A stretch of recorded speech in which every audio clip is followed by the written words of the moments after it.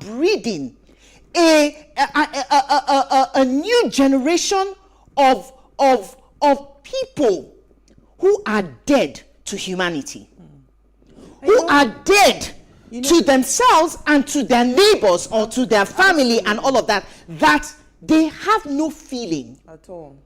I was talking to someone today. I said, I thought I never had the capacity to love because it got to a stage where I just became numb emotionally. I had to put myself in that state of numbness emotionally because it was important for me to protect your sanity. My sanity. So if I am numb emotionally, I don't get to feel the pain and all of that. So when I hear you speak about how we're breeding a crop of people that do not even understand what this is all about, and we're breeding animals in the name of marriage and all of that, it just brought to my mind why you see a lot of young people. Because the reverse is the case now. Yeah, absolutely. They don't want to get married. Never.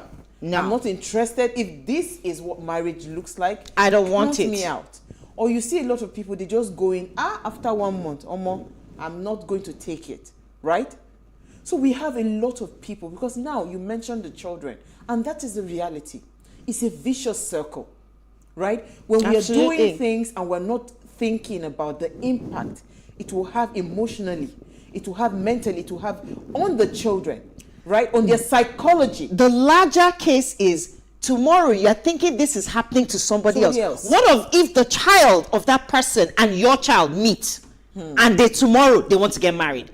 And this child is coming from a mindset, a very warped and distorted mindset. Absolutely. When your own child is involved, how differently are you going to take that situation? All right, let's take a break, right? I'd really love to open our phone lines to hear. This is actually a very, it's a sober day for us, but we'd love to hear what you have to say about this conversation. Stay with us. We'll be right back.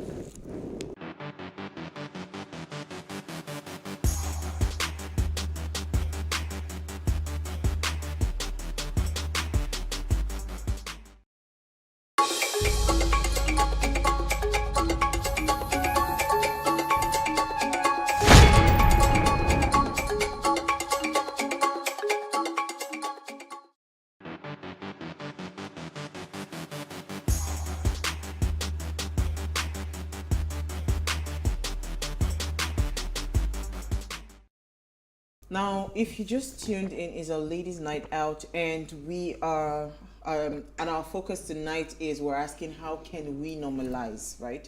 We need to normalize walking out of toxic relationships. Don't stay there and die and say because you have to be there for better, for worse. Till death do you part, right?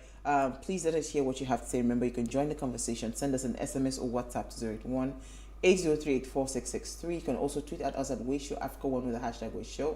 Our phone line is also now open. To number to call is 07025 007749 07025007749. Please remember the rules. Turn off the volume of your television set so we can hear ourselves clearly. I like how we have broken down that line. Till death do us part has always been, from the concept that I understand it to be, that we grow old together, and we hold each other's hands, and one party dies, the other party dies, or we die together. That is what till death do us part means. But now people are in relationships where it is almost constant, and yet you are not leaving that toxic relationship because you've been fed that idea that it is death that must take you out of that marriage. And that's why we're having a lot of people, their dead bodies in coffins, leaving marriages. But let me take our first caller for the evening. Thank you for calling. Good evening. Hi, thank you for calling. You're welcome. Yes, this is the youngest footballer. You're welcome. Yeah, first I want to make a statement that anything I speak to you is from experience. I'm married to Queen. And as a matter of fact, I've seen a lot of marriage, and I can tell you the ups and downs of marriage, and I'm still learning today. However, toxic relationship comes from day one. Then it appears in the middle of the relationship. From day one, there must be a red flag. Something must have happened. Please pardon my English. That shows you that this kind of thing might happen in the future. Like maybe you had someone or two temperament things, like see the way the guys go, what the kind of words that comes out from him. I think I had a guy that told his girlfriend that he's going to kill her and put her in the fridge and eat her meat. They're in a relationship with her, just dating. Now, if a guy can tell you that, jokingly or not jokingly, it's a red flag. Now, you coming out from toxic relationship is as simple as judging situations. When you judge situation, you compile it and see. It's not the other, and it can happen to both sexes, from the male or the female. You understand? But all we need to know is you try to understand where things are going out of hand.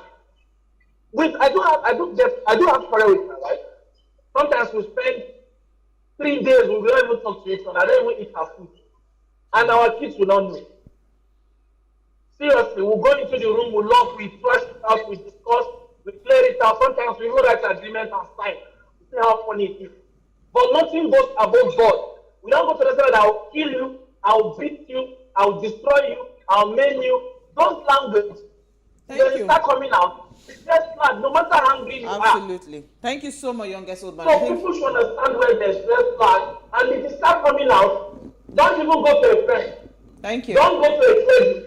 Let me tell you one policy that people do. When I had a problem sometime in my marriage, you know where I went? I went to a man, an elder man that had 4 wives sometime, like, though he's not having any now. And I went to him and said, Baba, this is what I'm going through. Please, what can I do? He said, my brother, this is what you need to do. This is what you need to do. I decided not to go to any clergy because someone has not been married cannot be advising your marriage. Marriage is bigger than that. Marriage needs 100% experience for somebody to advise you. You cannot be a married woman and be having a friend that is a spinster. You cannot be a married man and be having a friend that's a bachelor that will be advising you about marriage. People are making that mistake. You go to a priest that has not been married for what? Marriage is a big business. There are red flags. People underline it. Thank you. And I'm saying this from experience. Thank you so much. Yeah. You know, he said something, and I'd like to stick to that. When he said that from the red flag is always and has always been that it is from day one. Yeah. Then it shows up in the middle of the relationship. Then eventually, you know, some people just go south, and that's the truth, right? You know how we stupidly think that people will change. People will change that when they get into marriage. When they get into marriage, you know, maybe this is just because the person is young, or I can change her, I can change him. You know, the red flag always shows up from day one. So you know, because of the years that I have, you know, I have lived, let me say it that way, on this earth. I say to people that what you cannot take 10 years down the line in any relationship, do not take it from day one, because it will show up, and guess what? It will show up with so much audacity, and you know that it will. Absolutely. By then, it would have grown wings. Effrontery would with be so much effrontery and audacity. Epic. And guess what? That time, it is a lot more irritating, a lot more, you know, like in your face. You generally have short fuse at that time. You know what? Let me take a call, and I'll come back to you, Noma. Someone from Warri. Thank you for calling. Okay, hi. Morgan, thank you for calling. Okay, thank you. I just want to speak on the legal perspective. Okay. Because that's where I'm most concerned. What is done to these men? Because that's where I'm concerned. Because many a times we always speak about the clergy. We always we want the church to act. We want the society to say no about it. But if the law stands up against it, I'm sure a lot of people will control themselves. They'll go to jail. Where they will go to. Yeah. If there is a clear-cut punishment for those kind of actions. Thank you. Thank you. That's number one. Okay. Secondly, women do any kind of thing because they want to get married. And so they tolerate a lot of things, even during the dating and courtship period. I feel strongly that you cannot give you cannot give everything out because you just want to get married. You need to be very careful about who you get married to. Like the previous scholar said, the red flags are always there. But we see them and we say, no, this is the devil fighting against my marriage. This opportunity I've got. So I feel strongly that women should be willing to cut right, and when they see these red flags, they say no and step aside. Thank you so much, Morgan. And I love your angle that it is, because you see, it's one thing for you to say, I pray, pastor, pray. If you know that you're going to be hung, they will just jail you, right? There are some things that you would probably just not do. You walk out of the marriage and say, get out of my house. It's better you chase her out than for you to kill her. Well, I think there are laws to that effect. There's even the the Ministry of Women Affairs or something like that. Even she visited the home, the Minister for Women Affairs. Okay. She actually visited the children. I saw some video online, that she went to visit the children. After and all of that. she died? Yes, she went to visit. So it is very clear that the law will take its course in this. But I'm saying that the thing has Did already it have happened. to get to Do you death? understand? Did she I have to don't want to die. Did she have to die? I don't have to die for the thing to happen. So we were talking, the topic is normalizing walking away. The thing is... Sorry, Norma, I think we have Fred on the line. Thank you for calling, then I'll come back to you. Fred, are you there? Go ahead. You're live. Hello? Yes, Fred, thank you for calling. Let's hear what you have to say. What I want to say is pretty simple. I feel that a white man was not wrong in making something called divorce. So if a relationship is not working, you should just divorce it. And I believe this thing that everybody runs to the church seeking advice, I think on your own, with your own conscience, if the marriage is not favorable, and Thank you. well, Thank you so Thank much, you. that's Fred. what it is. Thank you so much, Fred. So, what you were saying? Yeah. I was trying to... Saying that the topic, normalizing walking away. I think most of the people who find it difficult walking away is due to the cultural implications, the religious implications. A lot of people are not taught to know that there is support even in the... So before now, you will be seen as being ostracized, or people will be pointing, oh, that woman left her marriage. It was seen to be a bad thing to want to walk out of a relationship that was not working. And people did not even take the time to find out what is going on. And even if they found out that whether or not go ahead. Whether or not the fault was yours or not, the fact that something is wrong in this relationship did not even make them to think in that direction. So you are looked at as the person that destroyed her home. You are looked at the person that doesn't want to keep her home. And it's a problem in our society. It's a major problem. God help me today. So being able to normalize it is, first of all, empowering the people before they get into the relationship. Absolutely. Okay. Let me take Tokwe from Kaduna. Thank you for calling, Tokwe. Yes, good evening. Hi, thank you. Go ahead quickly, you're live. Yeah, I just wanted to say, first and foremost, women in relationship would usually know when they're dating someone who is violent. Thank you. And I think it's easier then to walk out than in marriage. So I think we need to do more of creating an awareness that watch out in your relationship, know whether you're dealing with a partner that is violent, so that you can easily walk away from there. I know even at that stage, some people will say it's not easy. Some people have invested years into a relationship, but it's much more easier than in marriage. Because as far as we remain a conservative society, we would always have issues of women in marriage wanting to just walk out like that. I was just discussing with someone that as maybe just considering that your children could be in the hands of another woman and you could be treated so badly if you decide to walk out of your marriage, could keep a woman in a marriage, in an abusive marriage. So these are things we must pay attention to and maybe focus on creating an awareness. Women, you are noticing your partner is violent while you are dating, walk away. Thank you. Let that be something. So Tokpe, I'd like to just add a bit on I want to build up on what he said. So it is okay for us to say, when you notice your partner is being violent in the relationship, walk away. I also want the people that are pressurizing these people to go and get married to understand that even if at the point of I do, at any time T, that you feel uncomfortable with this relationship, it is also okay to let it go. Right? Because again, the pressure is real. You cannot take away that pressure. Stop asking a woman or a young girl, when are you getting married? Right? If she finds the right person, she will settle down. I was just going to point that out again, because back in the things that affect a human being naturally, you have background, you have the environment that raised them, and then you have the significant emotional experiences that they go through. When people are pressured, you live in a society that pressures you into, some of them, they know they're getting older, maybe they have fewer suitors or things like that. They just want to get this done. Can we normalize not asking people? At the end of the day, pressure gets the best of them. They succumb to things that they would not normally succumb to. But because of the pressure, or settle. Absolutely. Let me take Austin, I think, from Benin.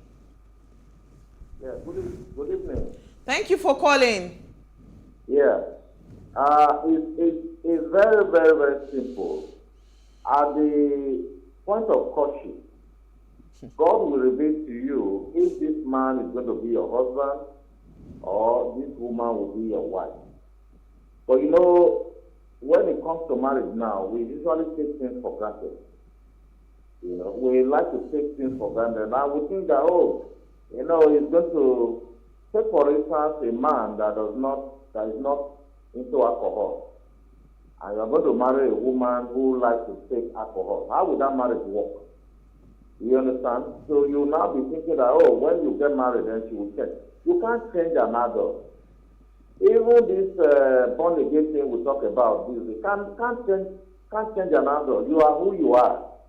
So that's all I always tell people. Look, an adult is difficult to change. For instance, my daughter was going to get married to someone. And she called off the relationship. And when I investigated, I discovered that the things that the guy was exhibiting are those things that my daughter didn't like. For instance, trying to be who you are not. Trying to raise shoulders with, other people, trying to, so she doesn't like, well, that's also my kind of life anyway. So, in a nutshell, when you want to get married, God, when you are patient, God will let you know that, look, this person, then you have to now try and marry your friend. You must be compatible. Now, this lady, it's so unfortunate that this lady died. Very, very unfortunate, because now she had left and she came back. Why did she go back? She didn't have gone back. And now we hear that they have discovered that guy has a mental problem. That's what is just coming out now. How come they couldn't discover that? And then the poor lady just died like that. It's very annoying that she died. Such a beautiful lady. Thank you so much. Talented lady. Thank you. Thank you so much, Austin. It could also be a cover, because some people plead insanity when they know the cost of what their actions are going, or the consequences of their actions. So I want to also plead with the society, right? When somebody says, I want to walk out of my marriage, right? Can we stop to ask all those questions? What would people say? You see, why I thank God for the kind of person that I am. You can say whatever you want to say, as long as you are not distorting my peace, right? I think even us as women, men, whatever it is, be okay with people calling you names, right? If they want to call you a divorcee, if they want to call you what's it called, the B word, the what's it called, the P word, whatever it is they want to call you, accept it and own it with your chest. Because you see, it is the person that is alive that they can even look at you and say, Norma, you are a this, you are a that. It is when people are dead, you are gone. You're gone. They will not say, why didn't she walk out of the marriage? But when she was complaining, you people said, no, don't. What would people say? What would the society say? We should stop all of those things, because these things are still very much prevalent. Right, when people look at you and say you are irresponsible because you are not married, or because you are divorced, you're divorcee, right? Yeah. Why do we do that? So Yeah. if we say we want to normalize walking out of toxic relationship, we must also embrace the fact that some relationship were not meant to be, some relationship needs time apart, right? And some relationship need to build be back. completely severed. Absolutely. And also, I think support structure is very key in being able to normalize walking out of a toxic environment. For everyone, I would want to applaud women, men. Find yourself before you get into a relationship, because it's not, most people believe that it is the relationship that will help them to find themselves. You have to find yourself, and then you have to now know who is that person that will be comfortable with you being yourself. Absolutely. Because when people are not comfortable with you being yourself, it's already a pointer, it's already a problem. Marriage or a union or a relationship is supposed to bring out the best in everyone. It's supposed to be full of respect, of love, of understanding, of support. Right? If those things are missing, that already tells you that there's a problem.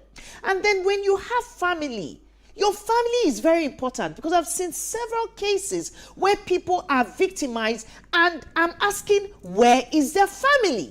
How can something like this be happening to your daughter, to your sister, to your mother, or to, I heard of another situation of somebody whose mother was beat into a coma. And and they kept telling her, oh, stay in the marriage, stay in the relationship, you'll be fine, this and that, things will happen. Read Psalm this and Psalm that. And this woman was beaten again into a coma, and she died. And guess what? The father of that man that was sharing this story remarried. Of course he will. What are you telling me? You understand? So when you know you have, most times they'll isolate you because they don't want your family involved. That should be a pointer. When you own yourself and you have a support base, nobody can put you. But I want to finally say that Nobody again, can put you under that situation. I want to say finally that finance is very important, right? A woman needs to be financially empowered. So when you see a woman going through a toxic relationship, if you can help her, do not demand to sleep with her because you want to help her financially, to get out of that situation. Because if she has a steady income and she's earning something, she doesn't need to stay in that relationship. Sometimes they are afraid that how can they fend? How can they do this? How can they do that? In this case, she even had her voice. But guess what? Our money. She was had being her voice, controlled by but her somebody money else. was diverted. So we need to also understand that there is a huge part that finance plays. But I don't think we can exhaust this conversation. But let's just take some comments, then we'll move on. I have a comment here. It says, no need expunging part of the marriage vows. The unfortunate thing is lack of knowledge. It is the same Bible that said, Bible that said we should be wise, walk out from any life-threatening relationships. Some pastors are not helping matters. Yes, there can be job loss, sickness, but not violence. Don't remain there. Lose your sanity and eventually your life. This is from Austin from Delta. Then we have one from Daniel. Thank you, Daniel and Austin.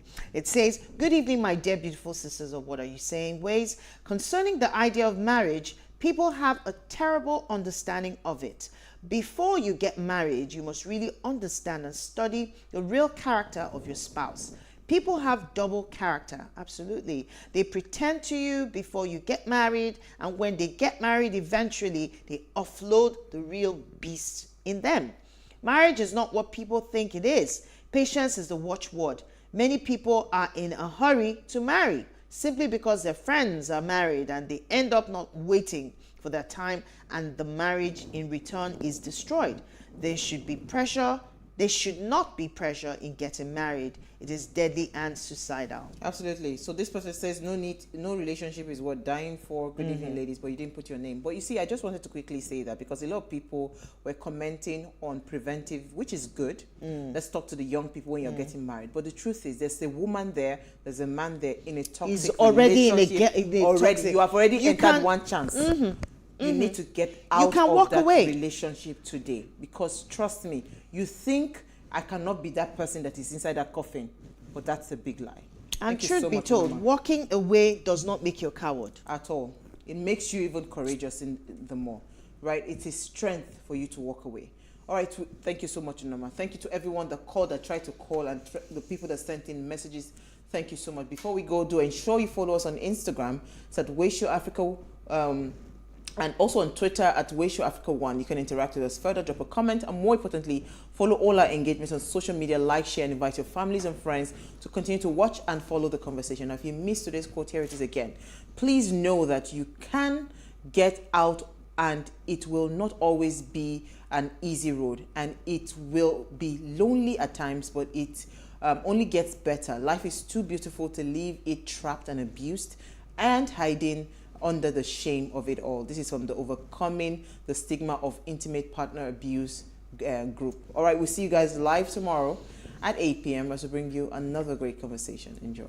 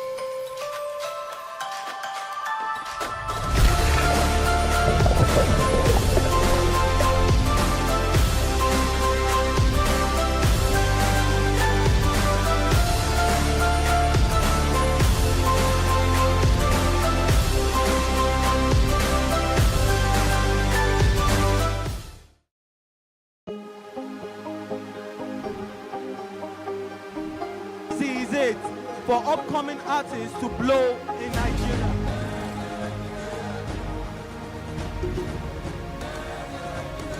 Welcome to Plus Trending. I am Booking November, your host, saying thank you for joining us on today's episode. Welcome back. It's tea time on PlusTvAfrica. Practice makes perfect. I'm not perfect yet, but I'm a lot better than I used to be. He's a king. He's entitled to marry 100 if he wants to.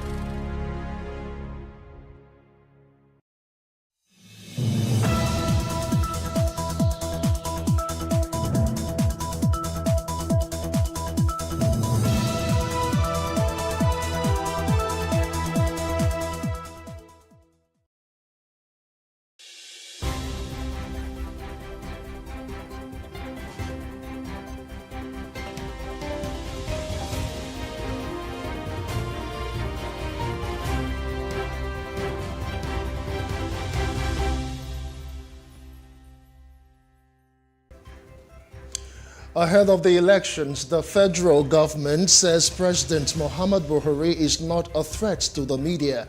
So we are asking, how free is the press in this dispensation?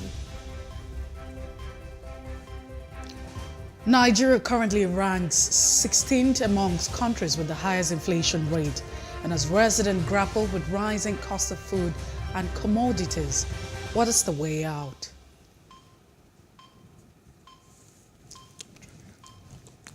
And like always, we will review the major stories making headlines across the national dailies.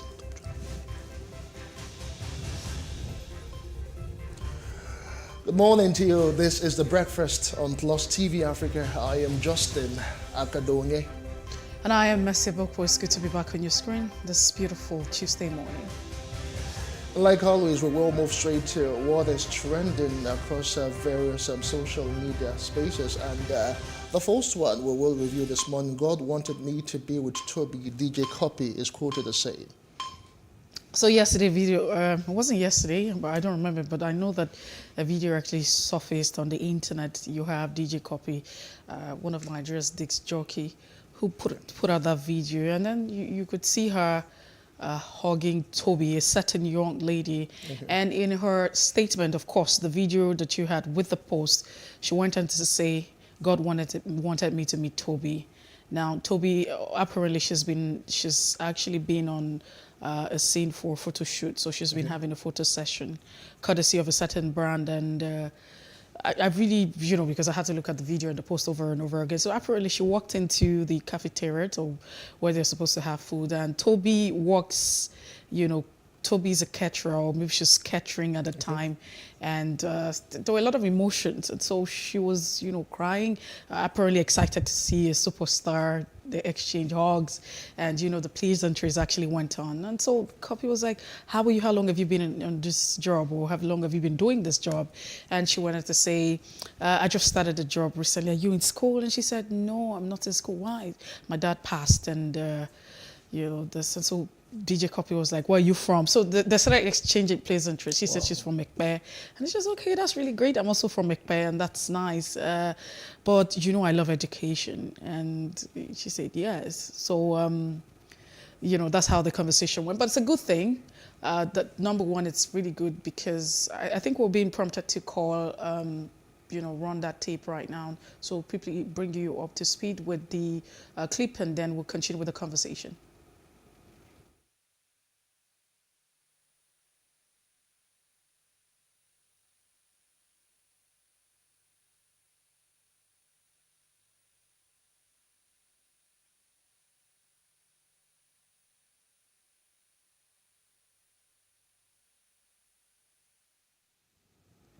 Oh, well, so a little bit of what I was trying to explain, that conversation pleasantry going on with DJ Copy and Toby.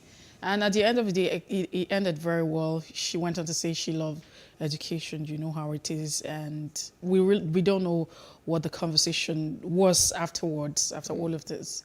That sometimes God just brings some certain people into your life, and they just turn your lives around for the better. I think this is one of the God-sent stories that we have heard over time. And I think you can see she's all emotional. That she's all teared up, and she was so excited to meet him, DJ Copy. If you actually listen to the conversation that's going on, people were laughing. She's always crying. They were like, oh, she's crying. They were laughing at her and all of that.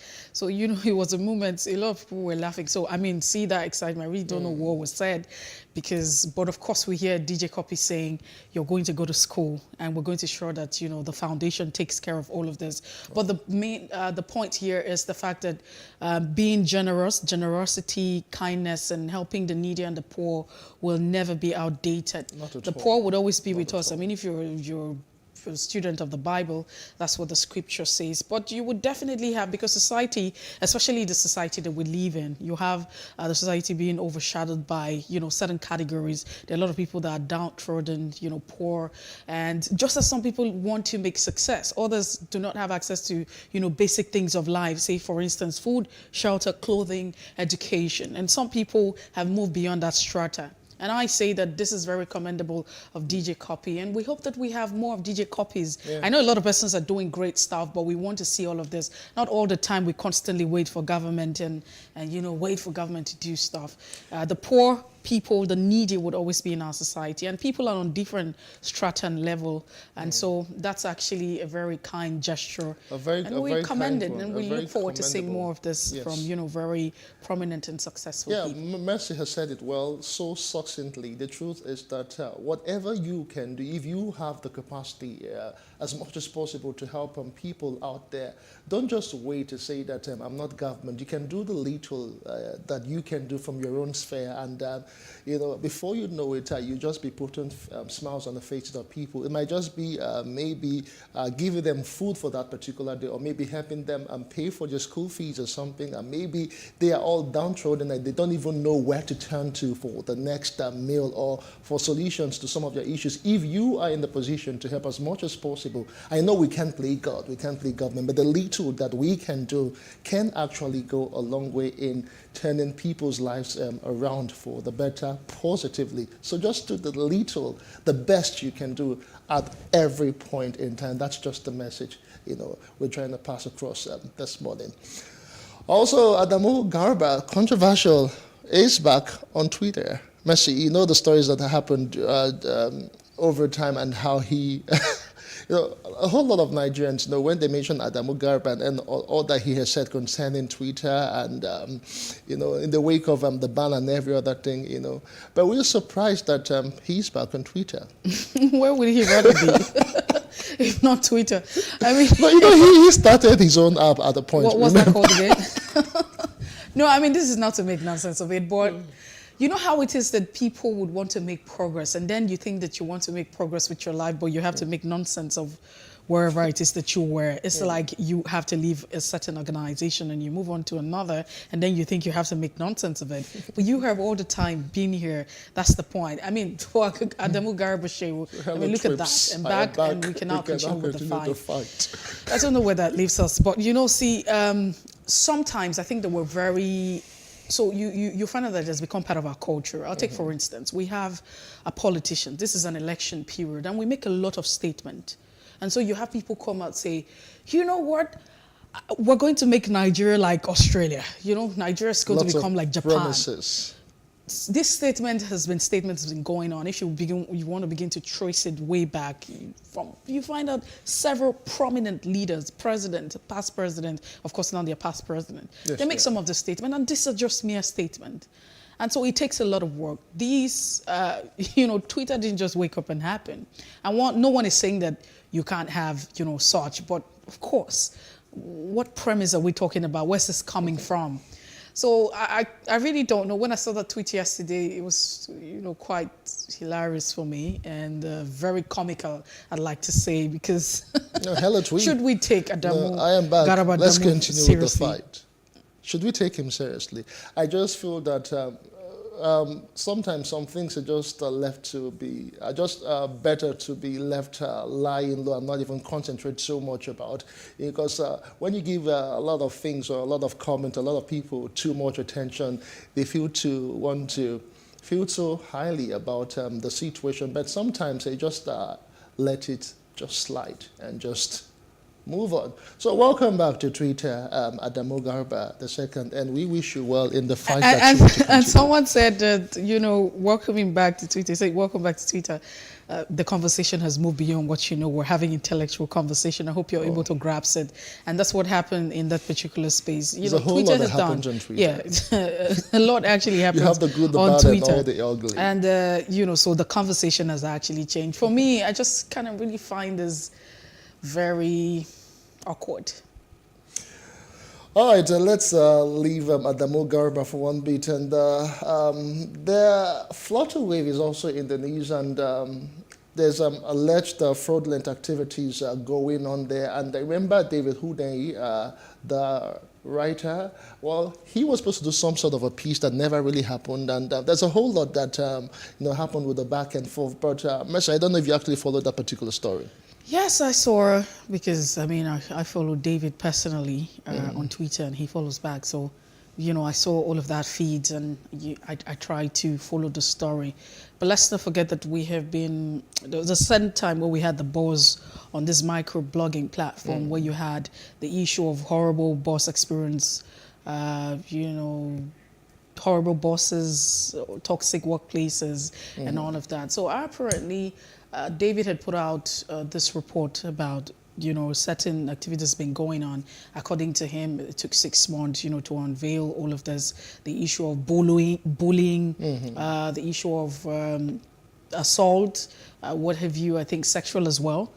All of this, but the highlight, because I mean it's quite lengthy. That article is quite lengthy, and the story is really, really, really very long. And so to cut it short, a certain employee who's no longer an employee was deprived of certain benefits that was contained in her letter of offer and all of that she was entitled to.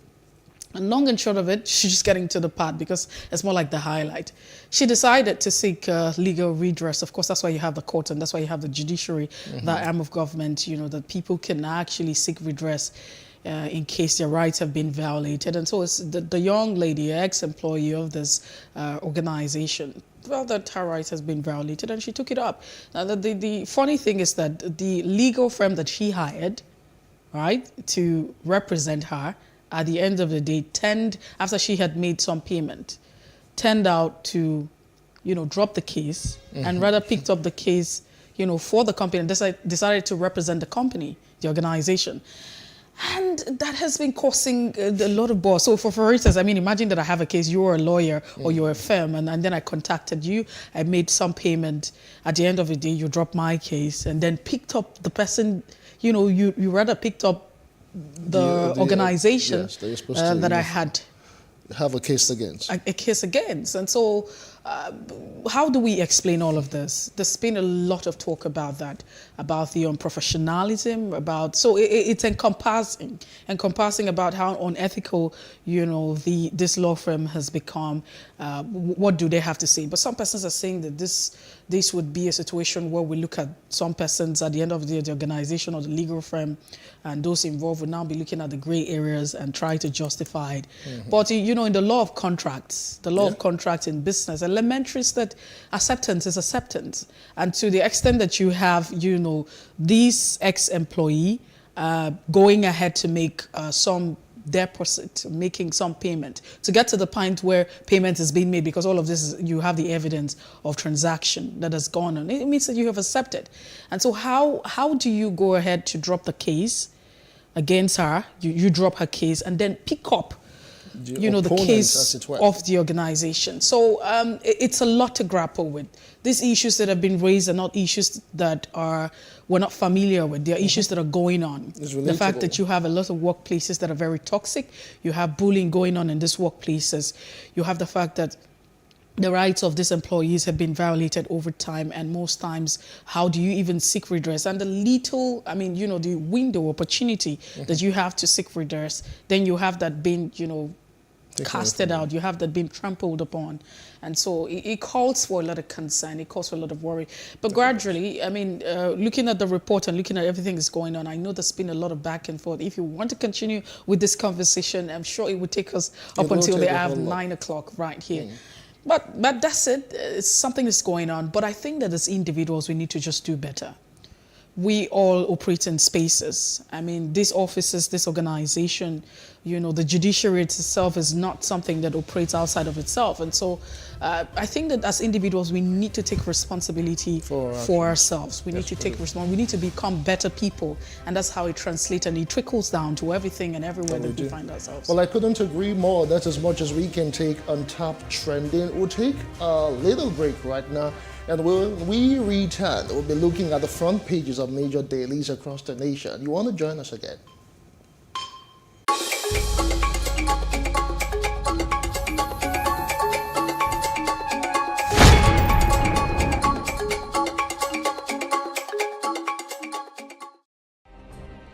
Nigeria's Niger Delta region, from where the black gold fuels Africa's largest economy, where the lines between wealth and poverty has never been thinner. Conflicts, poverty, insecurity, and environmental challenges daily confront the region.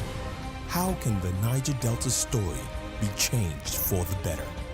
Join Mamude Akuga at 9 p.m. every Friday evening on PlusTvAfrica as he probes deep in search of solutions. Inside the Niger Delta with Mamode Akuga, the authentic voice of Nigeria's oil-rich region.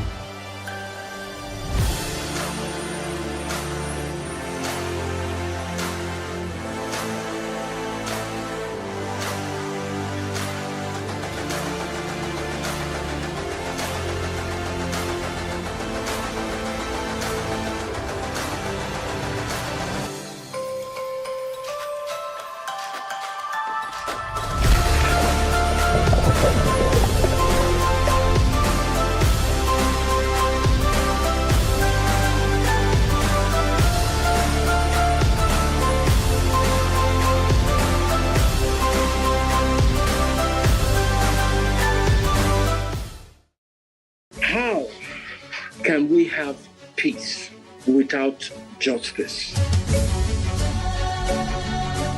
Plus Politics. It's not just another political conversation, it's about keeping you in the know. The relevant interviews, asking the tough questions to those that matter. Get the answers you need.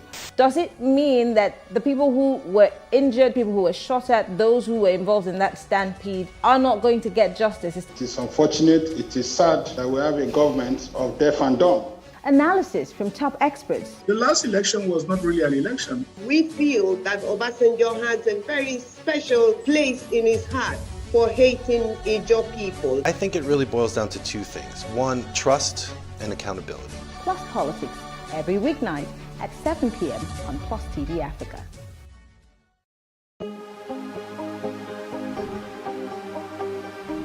This is it for upcoming artists to blow in Nigeria.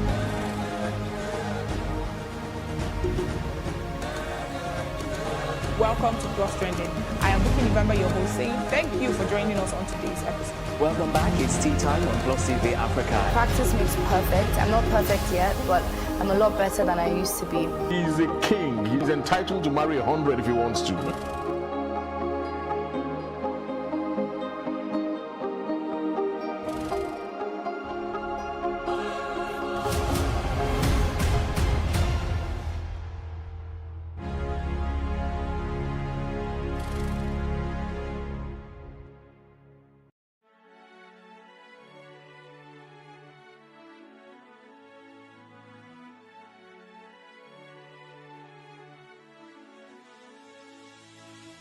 It is engagement we need to have. Those who suffer miscarriages are never taken into account. Members of the National Assembly are also influence peddlers.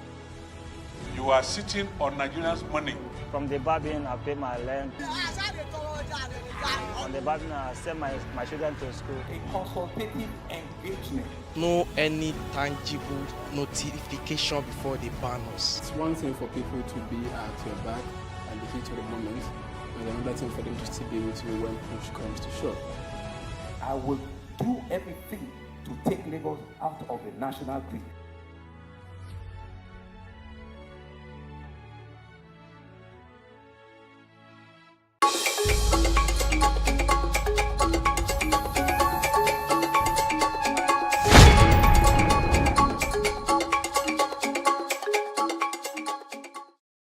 We all jump on issues without identifying with it. It comes down to what we're saying, the hashtag. So we've made the noise.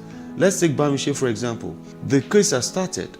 The guy has appeared in court, I think, twice. How many of those people that trended the hashtag were in court? On Tuesday, I was on a Twitter space for 7 hours. We ended at 1 a.m., right? You know, but I kept asking on the, so after this horrible bosses hashtag, what is the next thing? Can we arrest somebody that we caught? It's true, we should respect these people. They are doing their job, but they should not abuse it. Definitely. Profiling is not is not the end point. Don't just be profiling someone, you drag the person. No, do it respectfully. It is wrong, yeah. Let it be respectful. The process should be respectful. What is the government doing? I mean, Bamishe's case, it was so glaring. We saw everything. What has, you know, Lagos State governor done about it?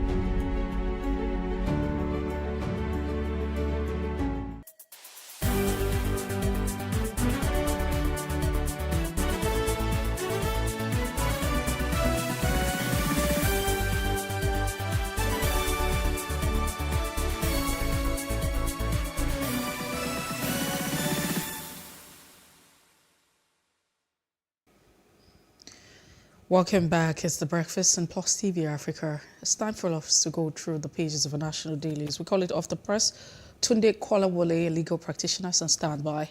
Tunde, it's good to have you join us this morning. Good morning, my sister. Hope you are good. Very well, thank you for asking. We'll take a look at the leadership. We'll start off with the leadership newspaper this morning. The caption here says, 2023 CSOs kick against consensus as mode of choosing candidates. That's what you find. It's a bold caption as we head to 2023. Slam political parties for subverting popular will.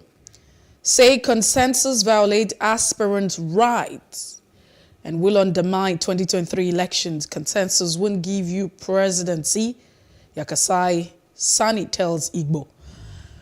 Well, it's really interesting to, hear this argument shortly after we have the Electoral Act as amended 2022 and giving precedence to the issue of consensus as well, amongst other choice. You also have President Muhammadu Buhari asks NAS to raise fuel subsidy to 4 trillion naira for 2022. Wants oil benchmark at $73 per barrel. Away from that, you also have another caption saying outrage over fresh 15% levy on Tokumbo vehicles. Insecurity resign now, Northern elders tell President Buhari. And just before we move away from the leadership newspaper, APC national chairman deputy vacate Senate seats. That's also on the leadership. And Easter, federal government declares Friday, Monday a public holiday, and not for everyone. I mean, not for us. I mean, it's not like we're going to experience all of that, but happy holiday to everyone who will be holidaying. Gunmen kill monarch, 23 farmers in Benue State. These are the stories on the leadership newspaper this morning. Away from the leadership, our next port of call is the Nation newspaper. More appointees reside in state over Electoral Act with a rider there. Governors enforce Section 84, subsection 12 in Ondo, Kwara Plateau, Akwa Ibom, others. Other stories on the Nation newspaper. Presidential ticket, why APC can't use consensus. That's on the front page of the Nation. More stories. Terrorists ask for millions of naira ransom on drone attack victims. Oshun, INEC clears Oyetola Adeleke 13 orders. Lagos to begin issuance of driver's license. A jeep line sabotage cuts gas export. Crude oil production clips to 1.354 MB/day. Buhari deplores heinous killings. Otom calls for self-defense after murder of 10 in Benue. North elders condemn worsening violence. And just below the red strip there, inheritance dispute, court orders Ndobisi Kano's widow to serve amended summons. Those are all of the stories you can find on the Nation newspaper this morning, on the front page, that is. Let's quickly take a look at the Punch newspaper and find out what's making the headlines quite almost similar, but a little bit different from what's been reported. PDP consensus suffers setback. Zoning panel submits report. And that's the bold caption. Underneath, there are several riders. Disagreement over zoning best candidate hindering consensus plan. That's what the party leader is saying. And Peter Obi's aid list condition for backing consensus. Atiku busy with campaigns. Should there be campaigning or lobbying at this point? And speaking, we should have consultations. They'll say it in other yes, words. I don't know, but campaign would really be, against a violation of the Electoral Act. Away from that, I can defend APC, says Wike. I beg to take that again. I can defeat APC, says Wike. That's the governor of Rivers State. And Saraki meets Abia governor once against dumping consensus. 6,000 plateau attack victims displaced. Buhari condemns killings, of course. And Oshun, INEC releases final list. Okays Oyetola, Adeleke, others. 25 killed in fresh Benue attacks. Governor calls for self-defense. Self-defense. Army visit father of Oshun man tortured to death and hide killer's identity. Osinachi, that's the artist that was killed. Suspect says wife ill before death and police verifies the claim. Rejection of the UTAS will prolong strike, says ASU. Federal government to introduce online tracking for passport application. And the Vice President seeks Senator support, invites APC reps. And just before we move away from the Punch newspaper this morning, Nigeria's oil production crashed by 744,000 barrels in March, says OPEC. Kidnapped train passengers not insured against terror attacks. Federal government officials are quoted to say, this is not an emphatic statement to make. Northern elders bemoan insecurity and ask the president to resign. 9 banks made 554 billion naira fees commission in 2021. This is according to a report, and these are the headlines on the Punch newspaper this morning. And the final paper we are reviewing is the Daily Independent newspaper. Rising insecurity, Northern elders ask Buhari to resign, say president can't secure Nigerians. 2023 presidency, why Buhari gave blessings to Tinubu, Oshibajo, Amici, others. I've not dropped my presidential ambition for Senate, Umaid is quoted as saying. Federal government rejects 2021 World Press Freedom Index, says Nigerian press among world's freest. Buhari asks Senate to increase fuel subsidy to 4 trillion naira. Nigeria's crude oil production dropped to 1.354 mbpd in March. That's according to OPEC. Akpan Odoyedehe issues 24 hours ultimatum to Adamu APC chairman. Reps bar appointment of customs CG from outside service. 25 persons killed in fresh attacks on Benue community. And the final one this morning, Adamu Kyari resigned from Senate. Senate passes controversial Peace Corps bill. Those are all of the stories on the front page of the Daily Independent. Tunde Kolawole, it's good to have you join us this morning. Thanks for having me. So let's start the conversation with the Punch newspaper. On the top corner of it, it talks about the Northern elders asking the president to resign over insecurity concerns. It's not really in our culture or in the practice, our political environment to see leaders at every level, not to talk of the president, resign. But what do you make of this? Well, I think the call by the Northern Elders Forum is not out of place. Taking cognizance of the performance of President Muhammad Buhari with regards to arresting the state of insecurity in the country. A few days ago, Professor Wole Soyinka was also in the media, where he said that President Buhari lacks the capacity to really tackle and deliver to Nigerians a secure society. You also recollect that some weeks ago, President Muhammadu Buhari was rejoicing that in less than 1 year, he will soon be called our next president. When you review all these situations that I have mentioned, the impression that you get is that of a man, is that of a president who is tired, who has admitted that he no longer has solutions to the challenges of insecurity in the country.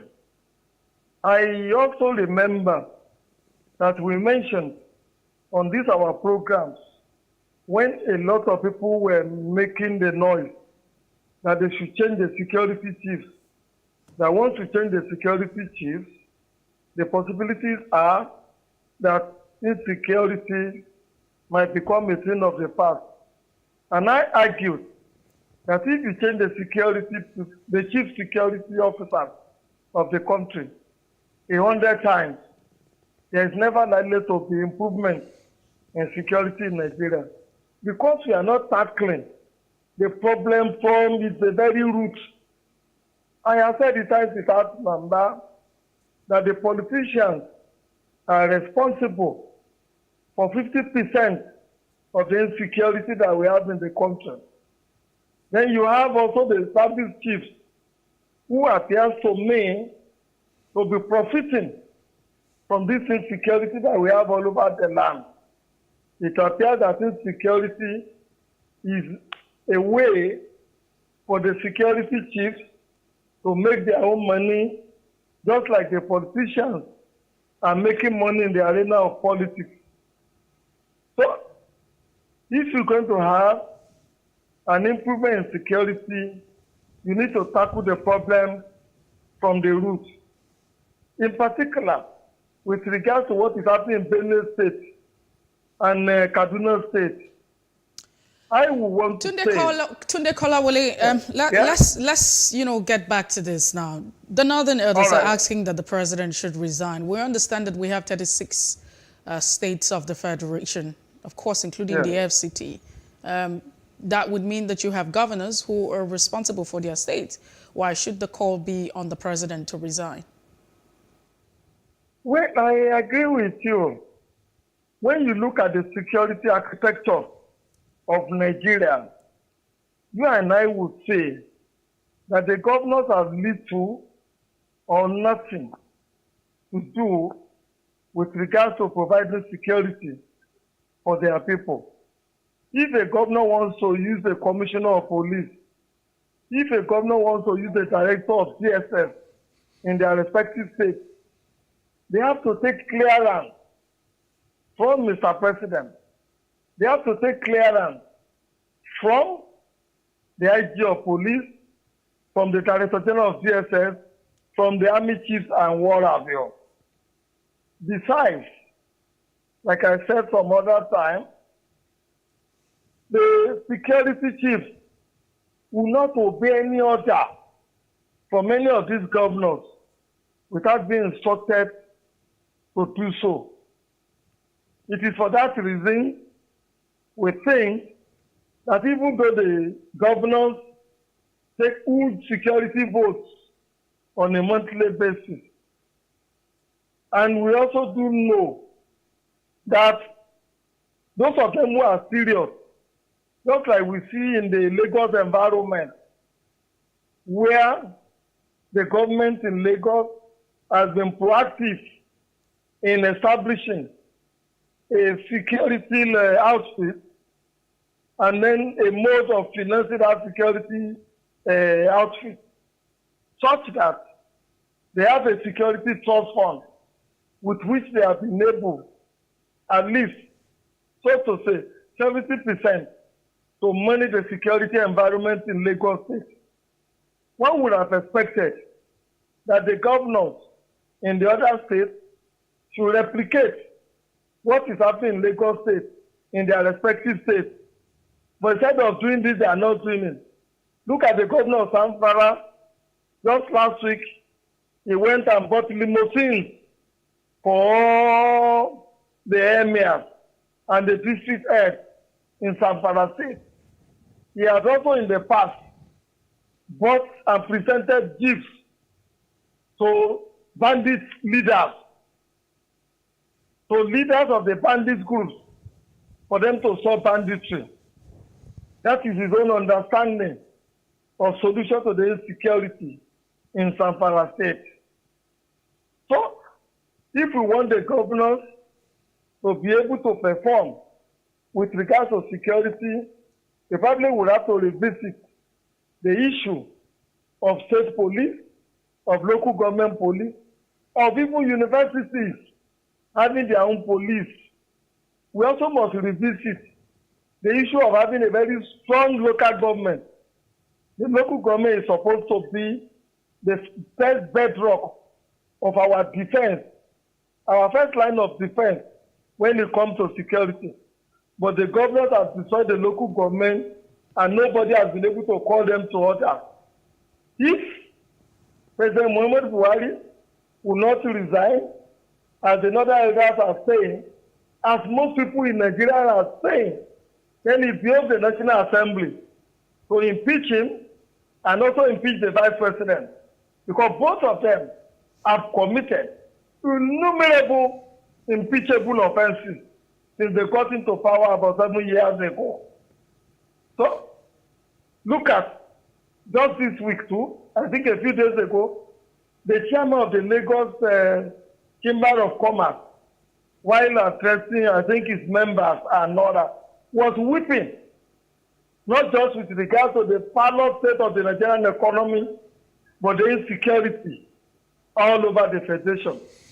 Benin has become a killing field, Kaduna has become a killing field, and somebody somewhere in Nassau Rock is rejoicing that in less than 1 year, he will become our next president.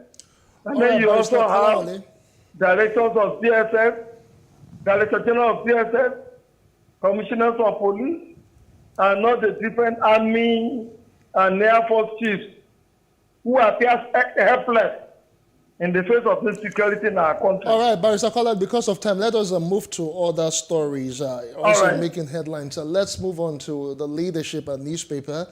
2023 seems to be on the lips of several people, politicians, Nigerians, CSOs, and so many. Now, CSOs are kicking against consensus as mode of choosing candidates. And from what we have been feeling, the body language of some of the political parties, we've been hearing or been perceiving talks of consensus for, the presidential ticket. What's your take concerning this? There is no internal democracy in most of the political parties that we have in the country today. The political parties are the ones who are expected to encourage, who are expected to teach the electorate the culture of voting for a candidate of their choice. But to find out, most of our political parties want a quick fix solution to whatever challenges or problems that they might be having internally in order to eschew rancor within their ranks. They go for the peace of the graveyard.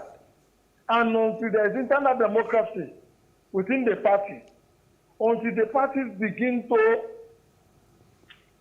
allow their members to vote whenever there is an opportunity to elect their flag bearers, whenever they are going to have their convention, they will not be able to demonstrate to Nigerians that this democracy is growing, that this democracy is workable.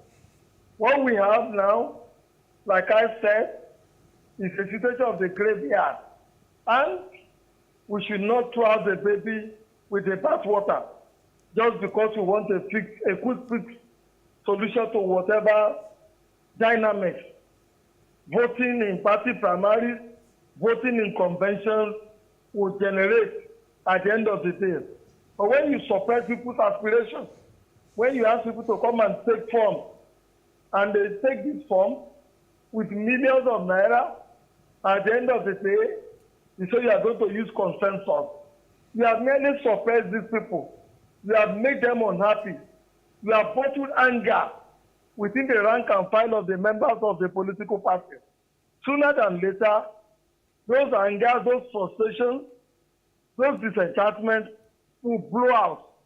And the peace that you have either wanted to get will evaporate in your very face. So we should condemn in all its ramifications this culture of consensus among all the different political parties, especially the leading ones. Today, Kolawole, I'm a little bit concerned about, the sincerity of this civil society organization. We understand the back and forth with that section of the Constitution. I mean, the fact that the president there was a lot of back and forth with altering that particular clause. And at some point, you had the fact that that section of the Constitution 84 was accommodated. And then, of course, it includes adopting the direct, indirect, and the consensus. So I'm wondering how, where the civil society, yes, we know that we're speaking, but to what extent do we have their impact and influence on some of these issues? Because it feels like we're just going in circles and we're asking for almost the impossible at a time where we had the opportunity to exert that influence. So what's the essence of talking about it now that it is now becoming an act? Because, the Electoral Act 2022 has accommodated the issue of consensus. Well, let's see. I think you have been very generous with words this morning. We are not moving in circle. It's all motion without movement. We aren't moving anywhere. Well, with regard to Section 84.12, I think I'm in support of Mr. President. That provision of the Electoral Act is a very, very selfish one. Very, very selfish. The people who are in the legislative arm of government merely wanted to use it to deny their fellow politicians an opportunity to participate effectively in politics.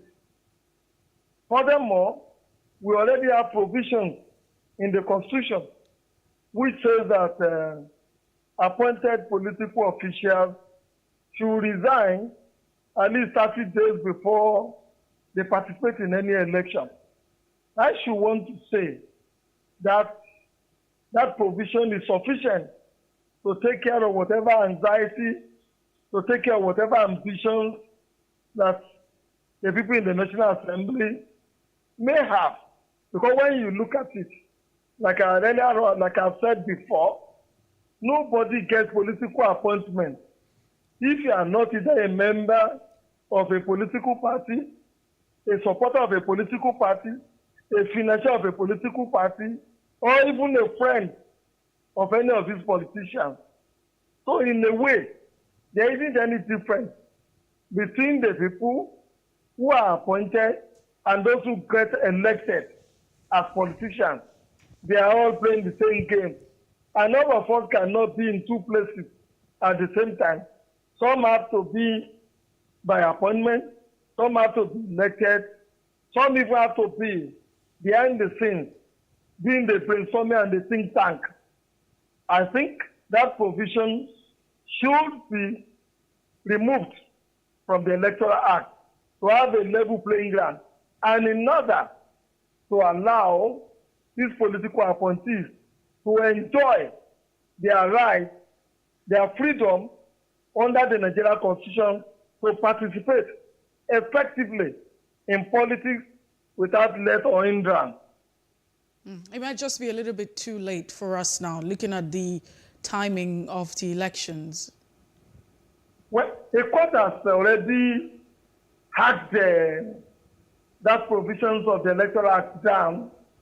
All, if I were the president, required to do is to summon the political parties, the leaders of thought, and the National Assembly to allow the Attorney General of the Federation expunged that provision from the Electoral Act. The Nigerian Law Reform Commission is also empowered to do it. So, but to find out, the people in power today are never proactive. They never have a long view of history. They're too comfortable with the little that they are doing. They never want to save themselves to get a better result for all of us as a nation. All right, Barrister Kolawole, let's talk on other stories still on the Punch newspaper this time around. There are several stories. Let's just find one to pick here. Oshibajo's 6 senators support invites APC reps. The vice president is still making consultations here and there concerning his presidential bid for 2023. Well, these are very, very interesting times with regard to the ambition of Mr. President and the lifelong ambition of Mr. Tinubu. The vice You will president, you mean? recollect. You mean the vice president? No, both the vice president and the Ashiwaju, the leader, the so-called leader of APC, their ambition, presidential ambition, in a way, there is a kind of a tangential relationship between the aspirations of those two people. So, but with regard to the vice president, I would say that under the Nigerian Constitution, he has the right to aspire to become a president, especially having become a vice president. There are very few people who have been vice president in any country that will not one day dream of becoming the president. It is his right. But when you take a cursory look at history, the number of vice presidents who eventually became president are not very many. It's not very good. Very few of them ever get to become president if they have been president in whatever country or the other they may find themselves. But when in Nigeria, Oshibajo might be setting the precedent by succeeding his boss, which is Mr. President Buhari. While I was referring to the actual ambition, is that I've been reading on the social media and the newspaper all sorts of divergent views with regard to the aspirations of Mr. Vice President. Some see it as backstabbing, some see it as treachery, some see it as a betrayal of Mr. Tinubu, that because Mr. Tinubu nominated him as Vice President and he eventually got it, he ought not to be contesting against the same person. Some people even refer to him as the son of Mr. Tinubu. Even Mr. Tinubu has come out to say that he doesn't have a child who is as old as the vice president, who could aspire to become a president. The implication of that is that both of them are already throwing barbs at themselves, and their supporters are already fighting dirty on the pages of newspapers and on the social media. But let's give it to the two of them that under our law, both have a right, a fundamental right, to aspire to become president. But the truth of the matter is, when you look at those two candidates, none of them is fit and proper person to become the president of Nigeria. For Mr. Oshibajo, he has been president. And under our law, the Constitution charges him with the responsibility to manage the Nigerian economy. Has he performed well with regard to the management of the Nigerian economy? The answer is no. Under his watch, under his supervision, the Nigerian economy has totally collapsed. No, but Tunde Kolawole, yeah. You know the argument, of course you're a legal practitioner. A lot of persons have said that the office of the vice president is that of followership. I mean, he has to follow the lead of the president. And if you also follow the trend, you probably would have seen a bit of a conflict at a time where the president had left a certain time outside of the country where he transferred powers, to the vice president. And afterwards, it's been a big deal because a lot actually changed in his absence. But not to, dwell on that particular issue. Let's really move away and look at the issue of fuel subsidy and the fact that we might just be up for more spending for us. Now, the president has asked, the National Assembly to approve from what we were supposed to have subsidy for 2022. We're looking at 442.72 billion naira to 4 trillion naira. That's a lot of money. A colossal sum of money. Now, let's ask ourselves, if we find ways and means to raise that 4 trillion naira.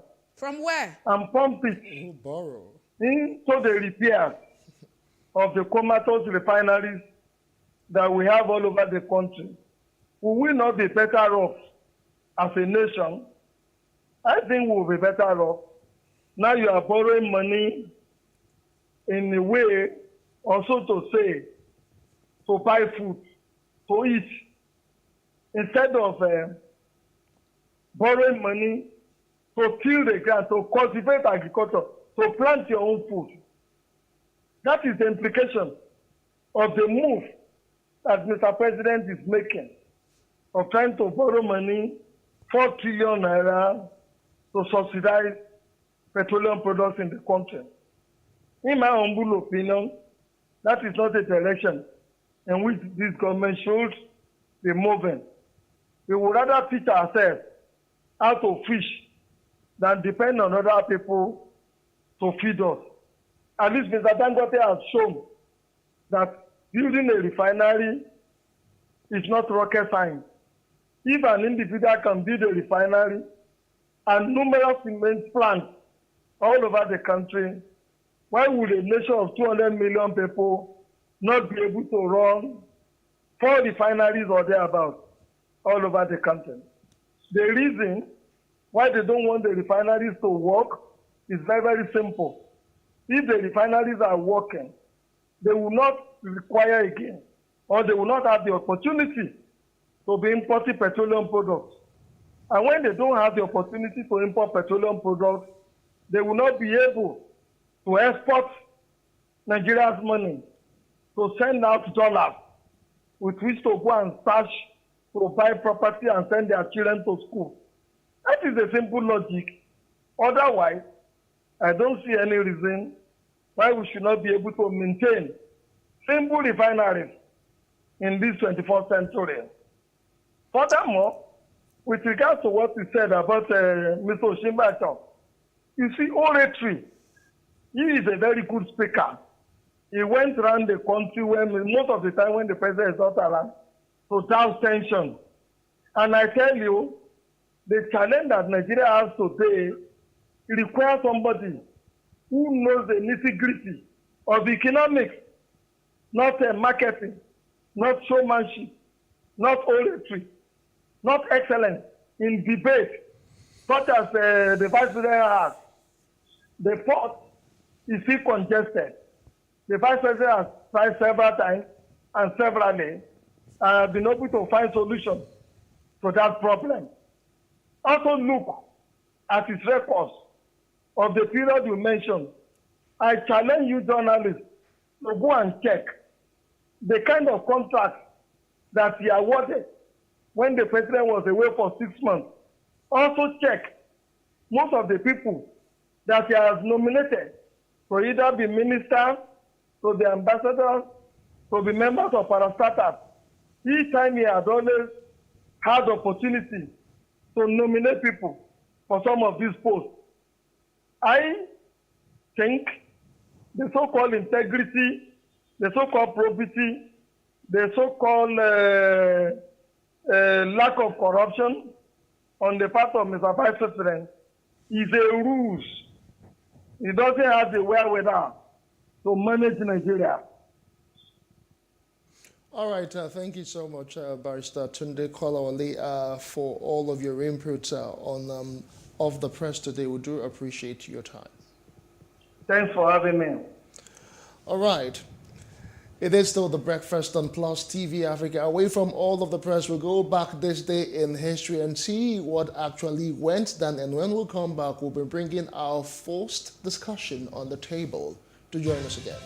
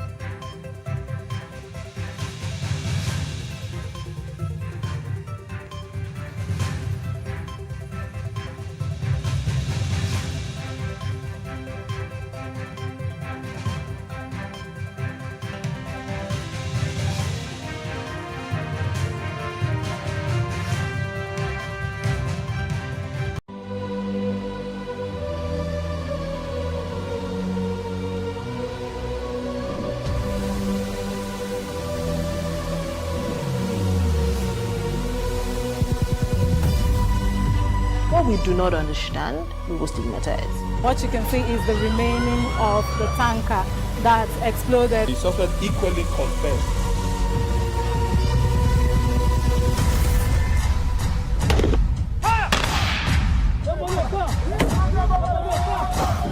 Now 500 naira they collect them. If you no talk, then go beat you. Now 2,500 they pay.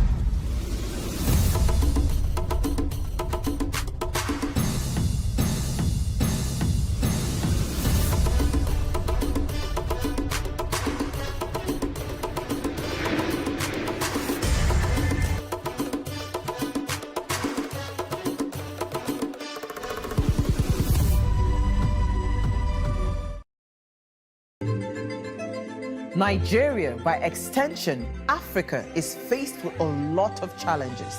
The growing youth population with little engagement, that is a ticking time bomb. We are a blessed people with diverse culture and highly cerebral minds who have a lot to say. And yes, we are talking. It is important we drive the right conversation that informs, inspires, influences thoughts and action. If we say there's beauty in our diversity, then let us embrace our diverse culture. We must continue to courageously be the voice of transformation as we are the hope for the future. Yesterday's conversations shape today. What are you saying to shape your tomorrow? We know you have a lot to say, and we are here to hear you. In raising our kids, parents should stop playing God. The internet is actually using the people. But when you are looking for money to help other people, then it becomes easy. Don't rush into marriage. I always say this. You rush in, you rush out. Family is the bedrock of every society and the essence of life. On Today with John and Helen, we dig deep into family values in every sense of the word. Join us every Saturday at 9:15 a.m. on PlusTvAfrica, DSTV channel 408. With you, we play a part in strengthening the values passed from generation to generation.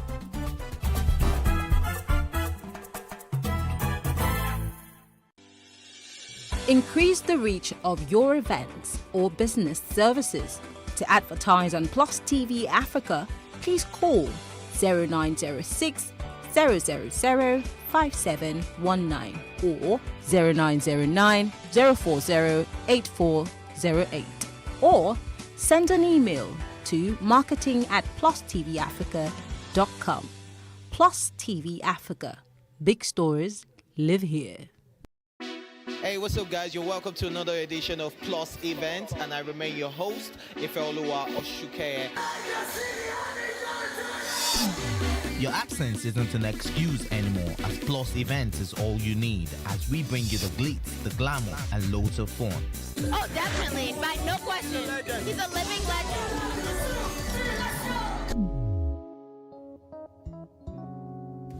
Oh, God forbid, Holy Ghost fire, I know. I just want to be blown away. I want to be wild. This is 11 years of doing it.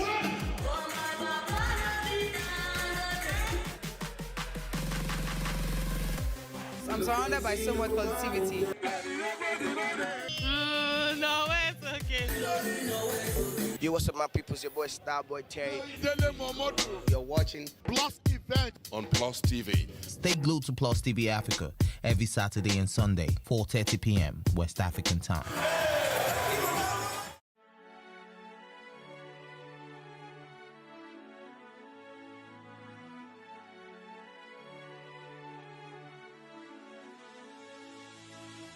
It is engagement we need to have. Those who suffer miscarriages are never taken into account. Members of the National Assembly are also influence peddlers.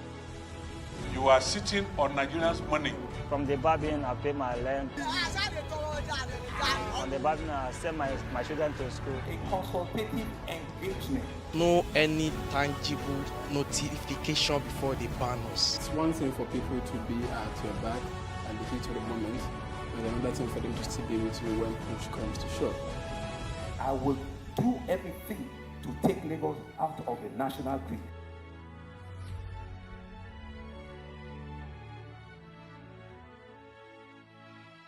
How can we have peace without justice?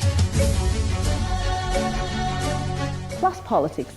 It's not just another political conversation, it's about keeping you in the know. The relevant interviews, asking the tough questions to those that matter. Get the answers you need. Does it mean that the people who were injured, people who were shot at, those who were involved in that stampede are not going to get justice? It is unfortunate, it is sad that we have a government of deaf and dumb. Analysis from top experts. The last election was not really an election. We feel that Obasanjo has a very special place in his heart for hating Ijaw people. I think it really boils down to two things. One, trust and accountability. Plus Politics, every weeknight at 7 p.m. on Plus TV Africa.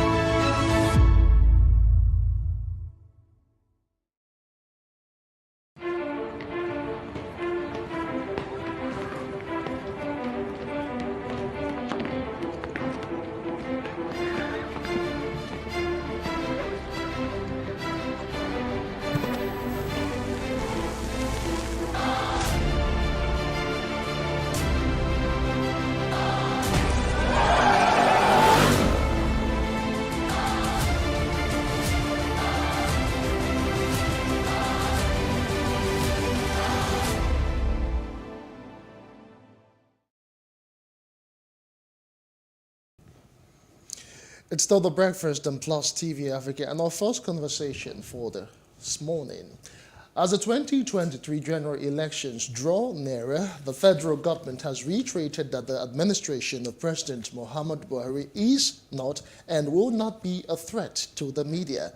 The Minister of Information and Culture, Lai Mohammed, gave the reassurance when a delegation from the International Press Institute Nigerian chapter paid him a courtesy visit in Abuja. He said Nigeria has one of the most vibrant and free press in the world, and the administration was not about to stifle press freedom or deny anyone his or her constitutionally guaranteed right. We have Chief Lecturer, Nigeria Institute of Journalism, Jide Johnson, joining us on this particular conversation. Good morning to you, Jide Johnson. Thanks for joining us on the Breakfast. Good morning, Johnson. Good morning to you with Jim. And good morning with Messiah. Yeah, good Our morning. viewers all over the world. Yeah, good morning to you. Also now, this presidency, or not the presidency rather, this particular administration is saying Nigeria has one of the freest press, and the president has been very, very generous when it comes to press freedom this dispensation. Do you agree with the position of the Minister of Information and Culture, Lai Mohammed? Well, that's his own assessment. And what do you expect someone that will do an exam that will set the question, answer the question and mark the script and grade himself? So what would he do? So the minister is just playing the agama lizard, self-appraisal, self-adulation, and self-exaltation. So that's his own assessment. But overall, that's not the true reflection of what has been the relationship between the media and the authority. It has not always been easy with the media and the authority. Not limited to this administration or limited to Africa. There's always been a struggle. There's an attempt by those in government to control the media, and there's the media's attempt to ensure that the people right to know it's out. So essentially, you know, we have what is called official government secret. Government will always wants to put a lot of their actions in secret, whereas the media will always want to throw light to what government is doing. So there's an ongoing battle. But with respect to this particular administration, it has been a cat and mouse game. There have been various attempts by the present administration to stifle press freedom. The attempts to come up with the social media bill, the various reworking of the NBC code, and attempt to come up with the hate speech law. These were various attempts by this present administration to stifle press freedom in our country. So how would you access, you know, the embassy? Of course, we know that the embassy was established to regulate the activities of media houses, and so how far would you say they have fared in terms of, you know, freedom of the press? Of course, we should have freedom of the press. With that particular... Unfortunately, the NBC became highly partisan under Modibo's Kawu's tenure. Under Modibo's Kawu's tenure, NBC became highly, and it was unfortunate in the first instance that Modibo Kawu, who happens to be Larry Kawu, that was BBC correspondent for many, many years in Nigeria, was a journalist, and that I had an opportunity to head, and he has worked with a foreign media organization to head an NBC. But under his tenure, NBC came up with different measures, stringent measures, draconian measures to stifle broadcast organization in Nigeria. And I asked myself, because what's the essence of NBC? What's the role of government in NBC? A friend of mine, the former chairman of Lagos NUG, did his PhD thesis on regulation of broadcasting in West Africa. Now, he did a comparative analysis of the NBC in Ghana and the NBC in Nigeria.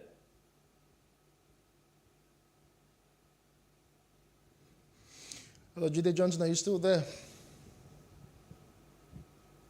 All right, we'll try and reconnect Jide Johnson in a moment. You know, Lai Mohammed, that's the Minister of Information and Culture, Mercy, said quite a lot yesterday. Let me just read some of the things he said. Hello?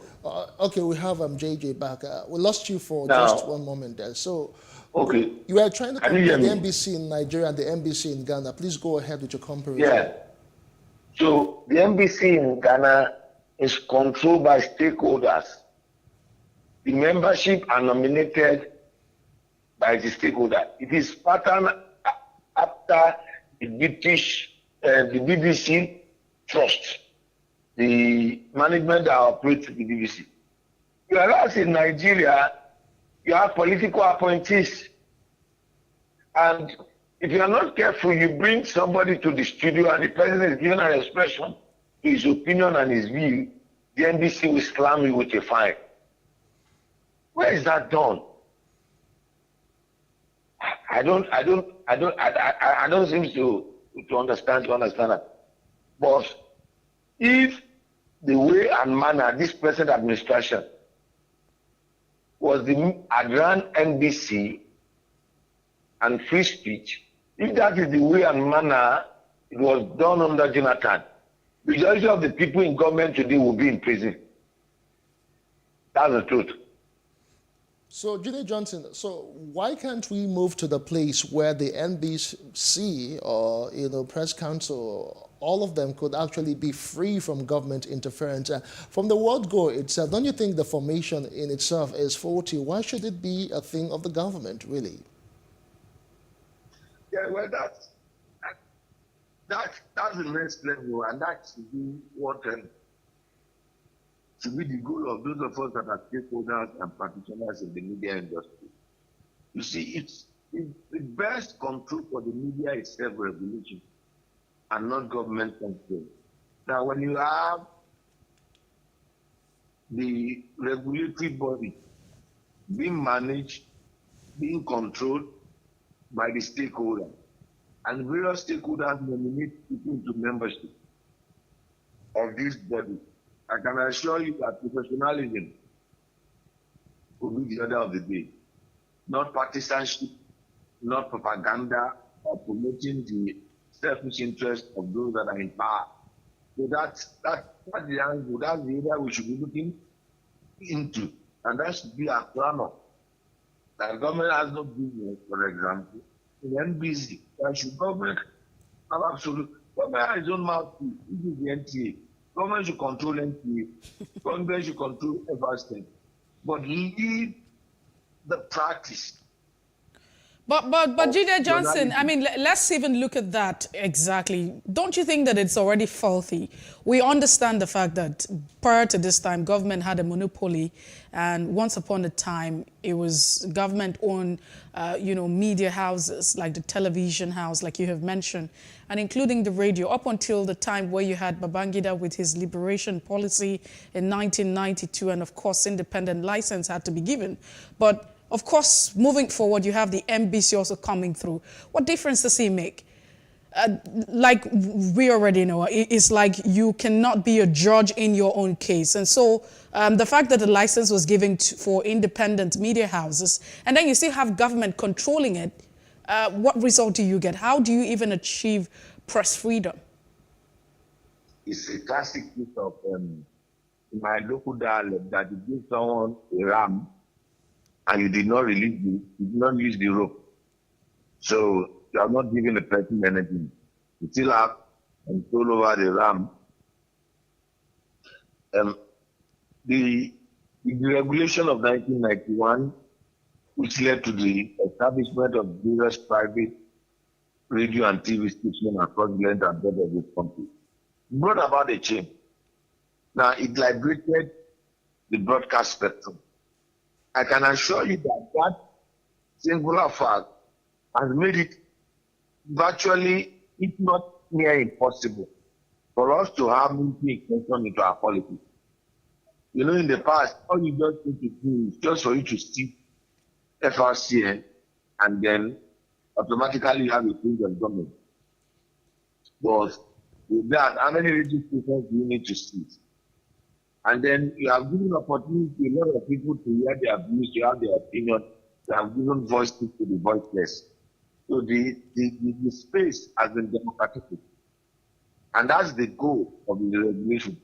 But having government in controlling the practice is not good for the development of our society. It's not what is good for the development of the press. Because the press is critical to national development. The press is critical to sustenance of democratic value. Now, the press, even the 1999 Constitution as amended, understood what should be the role of the press, made an exclusive provision for the role of the press. Section 22 of the 1999 Constitution as amended. The press shall be the watchdog and shall hold government accountable. How could a body that should hold government accountable be held accountable by the people that it's meant to hold accountable? It's a contradiction. Because the press should be independent of government control, because the press is the watchdog, and it should be the body that should hold them accountable. That's what the Constitution. And I think that media organization needs to go to court and challenge the exclusive right of NBC to have control over them with respect to what Section 22 of 1999 Constitution made exclusive provisions for. However, there is also a provision in the Constitution Section 36 of the Constitution took away some of the responsibility that the Constitution has given to the media in terms of control is Section 22. And that's the problem with the Nigerian Constitution. It's a text of many contradictions. But however, the major way we build democratic state, we build our society, we build a nation, is for us to approach the court. Let the court determine. So I'm calling on Nigerian Guild of Editors, Nigerian Union of Journalists, Yatau, all national bodies, Nigerian broadcasting organizations, for them to come together and challenge government with respect to the various attempts by not this government alone, but by various government over the years to stifle press freedom. Because without press freedom, there can't be democratic society. All right, Jide Johnson, the minister seems to believe that Nigerians misconstrued their attempts to, regulate social media as trying to hamper, with maybe in the independence of the media in the country. That's one of the issues. But in your opinion, would you say this has gone beyond just, the regulation of social media in Nigeria? Yes. If we trace the historical development of the media, there has always been the challenge with the emergence of new media. When newspaper emerged, it was a threat to the monarchy, it was a threat to the elite, because the elite had monopoly over distribution of knowledge, sharing of knowledge until newspaper came. Same with magazine, same with radio, same with TV. In actual sense, when TV came, it was said that TV cannot be left in the hands of private operators. That's why it started as a model of public broadcasting. So it is nothing new when you see new media being developed inspired by technological innovation, and which gives more power to the people. What has new media done? What has social media done? It has given everybody to be both the creator, producer, and consumers of media tech. So anybody can produce. So the power of production is not limited to the hands of very, very few media organizations or few elites that can afford to establish media organizations. So that itself is a threat to those in control who want to control the people. So it is nothing new. One of the challenges we give had there is what we call yellow journalism, which is about gossip and the rest of it. So what's different with a lot of things you have on social media now? Okay, so let's look at it now. I mean, with a lot of emphasis, how would you describe, the press under this administration? Do you think that, press freedom, because few more days this government will be out of place, led by President Muhammadu Buhari. So how would you describe press freedom under this administration? Do you think it's been fair?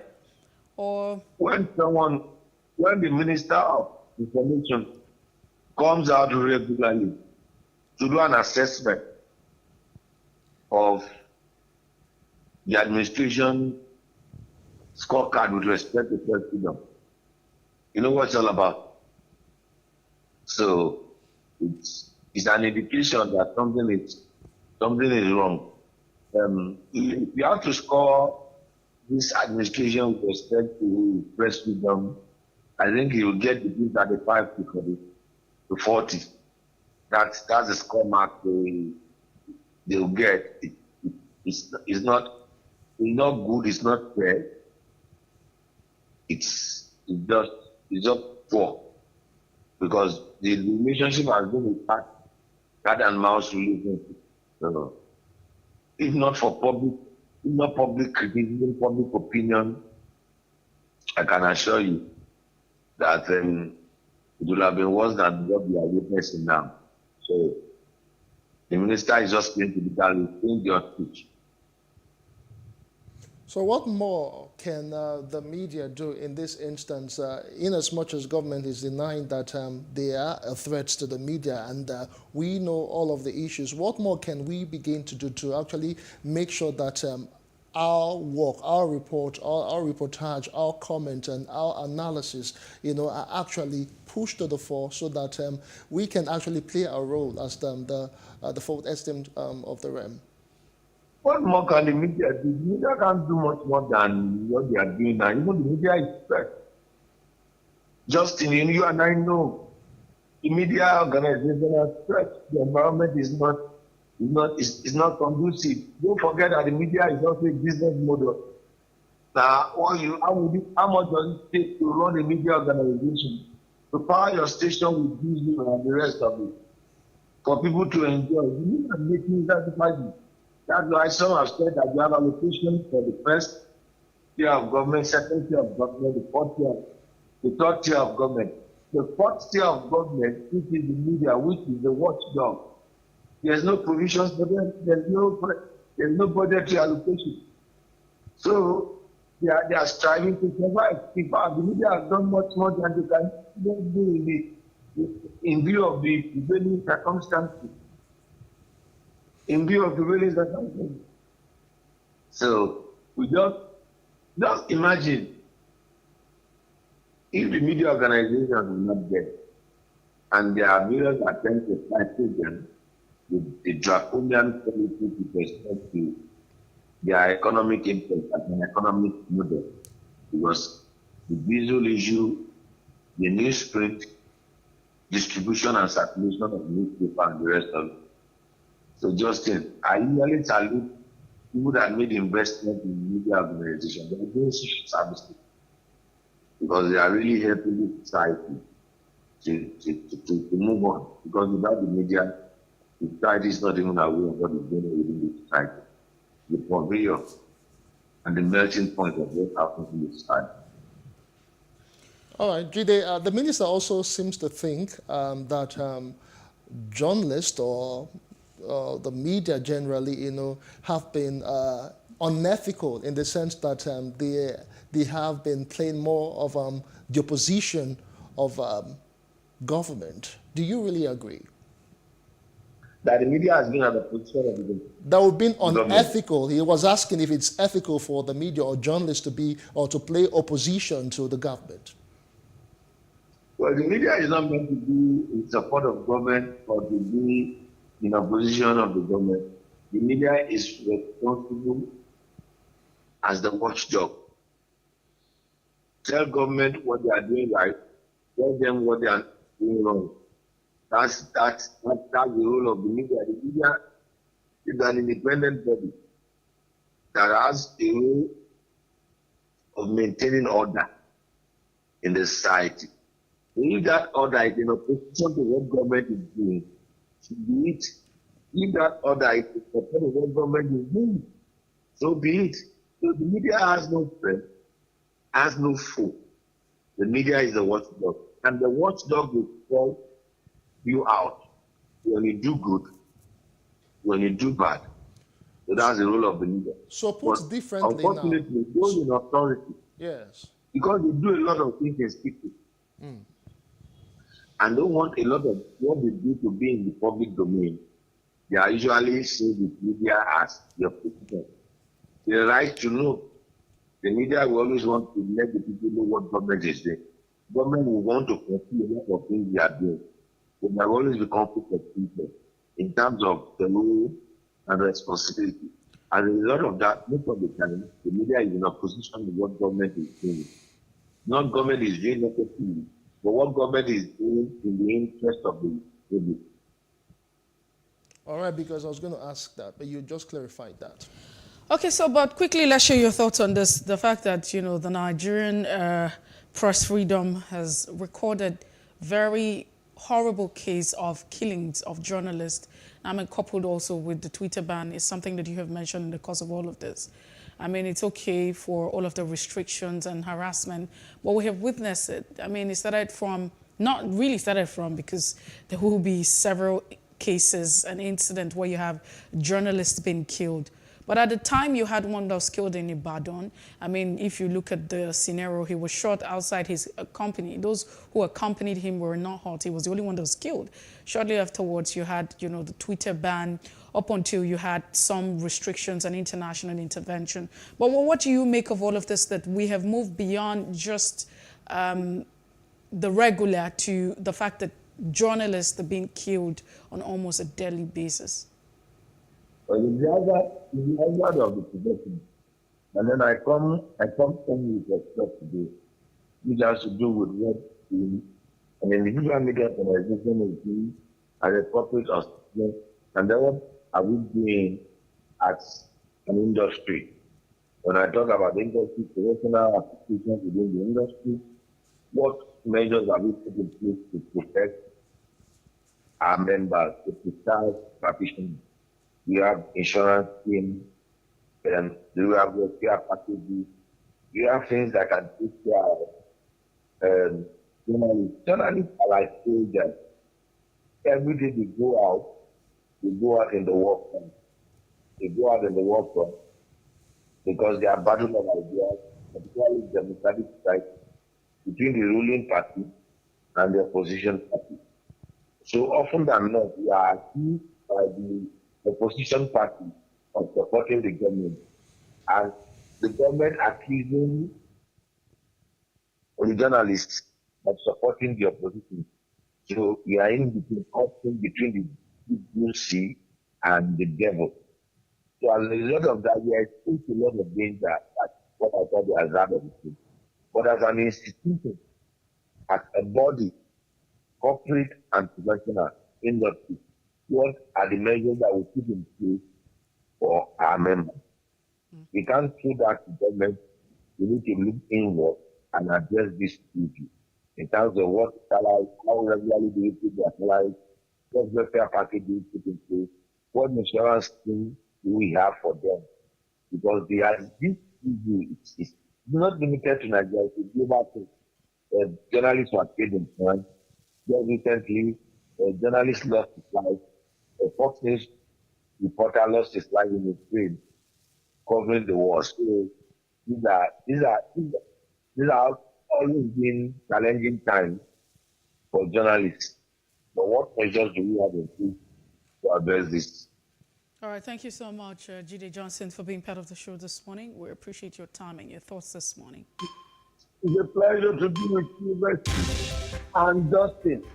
Thank you so much. Good morning to all our viewers. Have a wonderful day. You too. Thank you so much, JJ. Just as we look forward to a country where press freedom is guaranteed, we will continue to do our bid every day as we grow the process. All right, that's it for Off the Press. We'll take a break now. When we return, it'll be time for us to head straight to a second conversation. Just before we call it a wrap, stay with us. We'll be right back.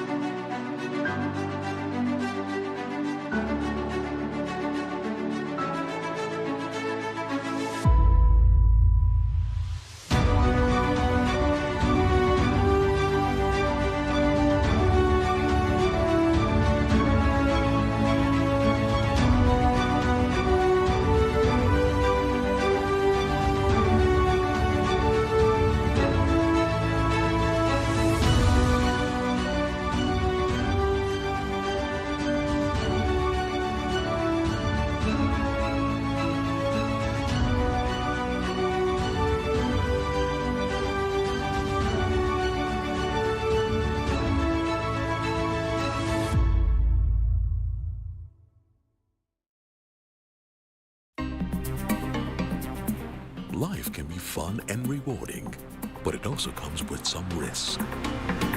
As in business, you win some, you lose some. And that's why you need to be wise in the choices you make. It's like placing a bet. Again, you need to be wise. Wise in choosing an innovative platform with the highest market options and highest odds ever. That's why Winners Golden Bet, the leader in online, in-shop, virtual, and live sports betting. gives you enhanced platforms that offer you the best chances of winning. For betting on live soccer matches, live dog races, and virtual games, Winners Golden Bet is your best bet. Instant payment of winnings guaranteed. Play online or in any of our numerous shops nearest to you. Hey guys, be wise. Play on Winners Golden Bet. Winners Golden Bet, the wise choice. Hello and welcome to Space and Style, a property show designed to connect various stakeholders across the property value chain.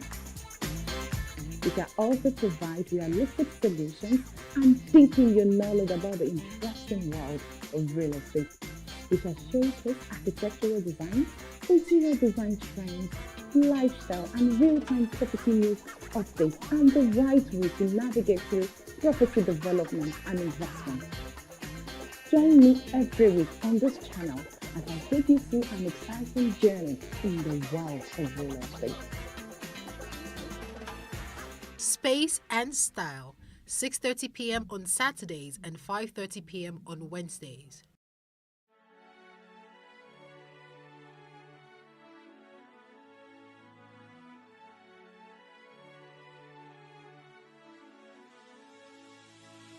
It is engagement we need to have. Those who suffer miscarriages are never taken into account. Members of the National Assembly are also influence peddlers. You are sitting on Nigerians' money. From the barbing, I pay my rent. From the barbing, I send my children to school. A consultative engagement. No any tangible notification before they ban us. It's one thing for people to be at your back and the heat of the moment, and another thing for them to still be with you when push comes to shove. I will do everything to take Lagos out of the national grid.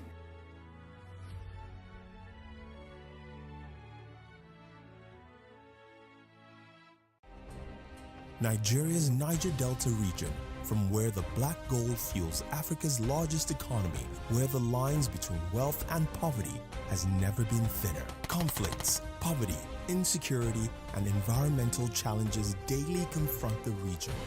How can the Niger Delta story be changed for the better? Join Mamude Akuga at 9 p.m. every Friday evening on PlusTvAfrica as he probes deep in search of solutions. Inside the Niger Delta with Mamude Akuga, the authentic voice of Nigeria's oil-rich region. In raising our kids, parents should stop playing God. The internet is actually using the people. But when you are looking for money to help other people, then it becomes easy. Don't rush into marriage. I always say this. You rush in, you rush out. Family is the bedrock of every society and the essence of life. On Today with John and Helen, we dig deep into family values in every sense of the word. Join us every Saturday at 9:15 a.m. on PlusTvAfrica, DSTV channel 408. With you, we play a part in strengthening the values passed from generation to generation.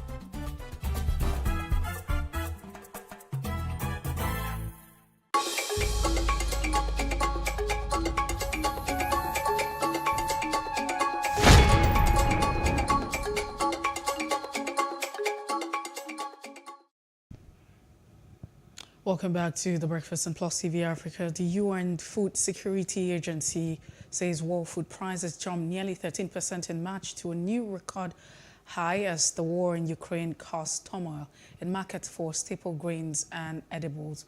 Also, the price of food in Nigeria are experiencing a constant increase, in particular for maize and garri. The price of white garri grew by 60% compared to the previous year, while the price for yellow maize grain by 52%.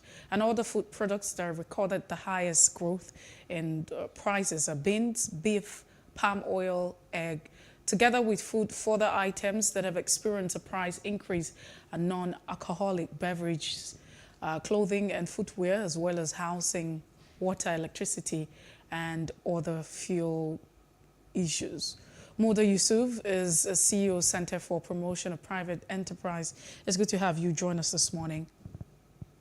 Thank you very much.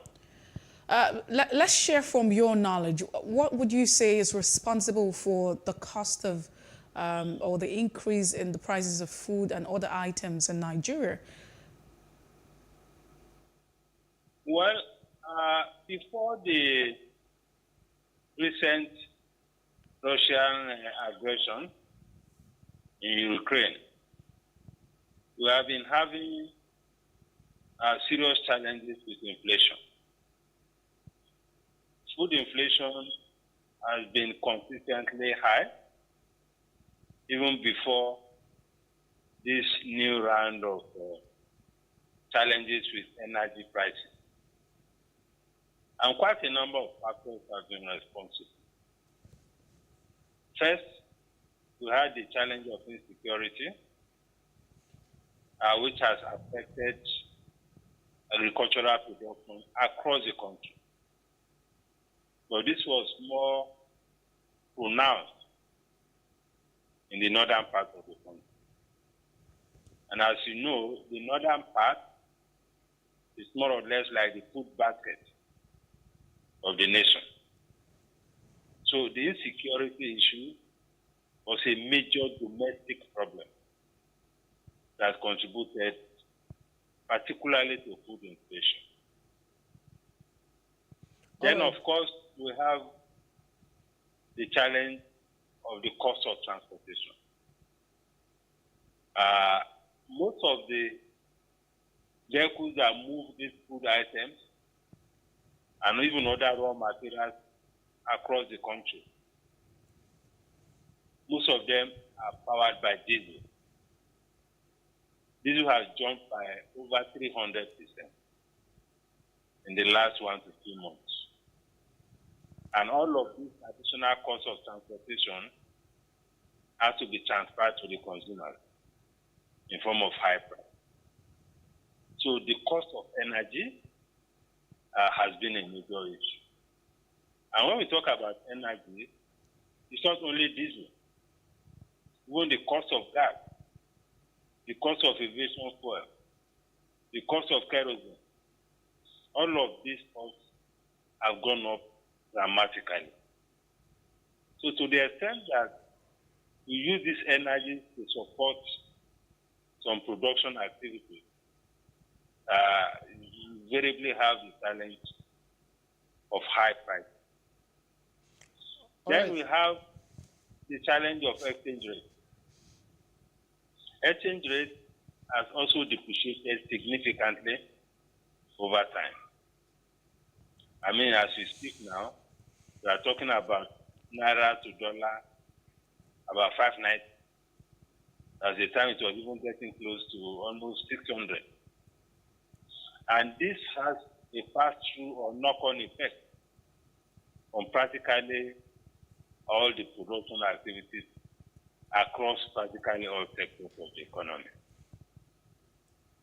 Then you have the issue of the scarcity of foreign exchange itself. If you talk to many of the major manufacturers, they have a problem accessing foreign exchange at even whatever. So that is also impeding their production capacity, it's affecting capacity utilization, and therefore affecting production, affecting supply. And once you have a drop in supply, you have higher price. Then you have this external factor, which is the Ukraine-Russian war. That again, because of the strategic position of Russia and Ukraine, especially in the area of food production. I want to talk about food here. What is relevant as far as this war is concerned is wheat and corn, because these two countries account for a sizable percentage of global production of wheat and global production of corn. So again, you use the wheat for flour, you use flour for bread. So again, there's a pass-through effect as a result of that conflict. That is also affecting goods. And when you are quoting the UN statement, That is the angle from which the UN is coming from. Then, of course, we have other local challenges around the port, getting goods out of the port. We have challenges around import duty. Some of the import duty that the government imposes on some of these goods, particularly raw materials, are also too high. All right, Mr. Muda Yusuf, if I could just butt in. Combination of both the global and domestic factors. All right, if I got you correctly, you talked about external forces which have also contributed, the issues in Ukraine and Russia. But one would have thought that it would also have presented an opportunity for the country. From what we read in the news, EU is importing 40% of Nigeria's gas, actually demanding more. That, in other ways, should be bringing more forex into the country. Don't you think so?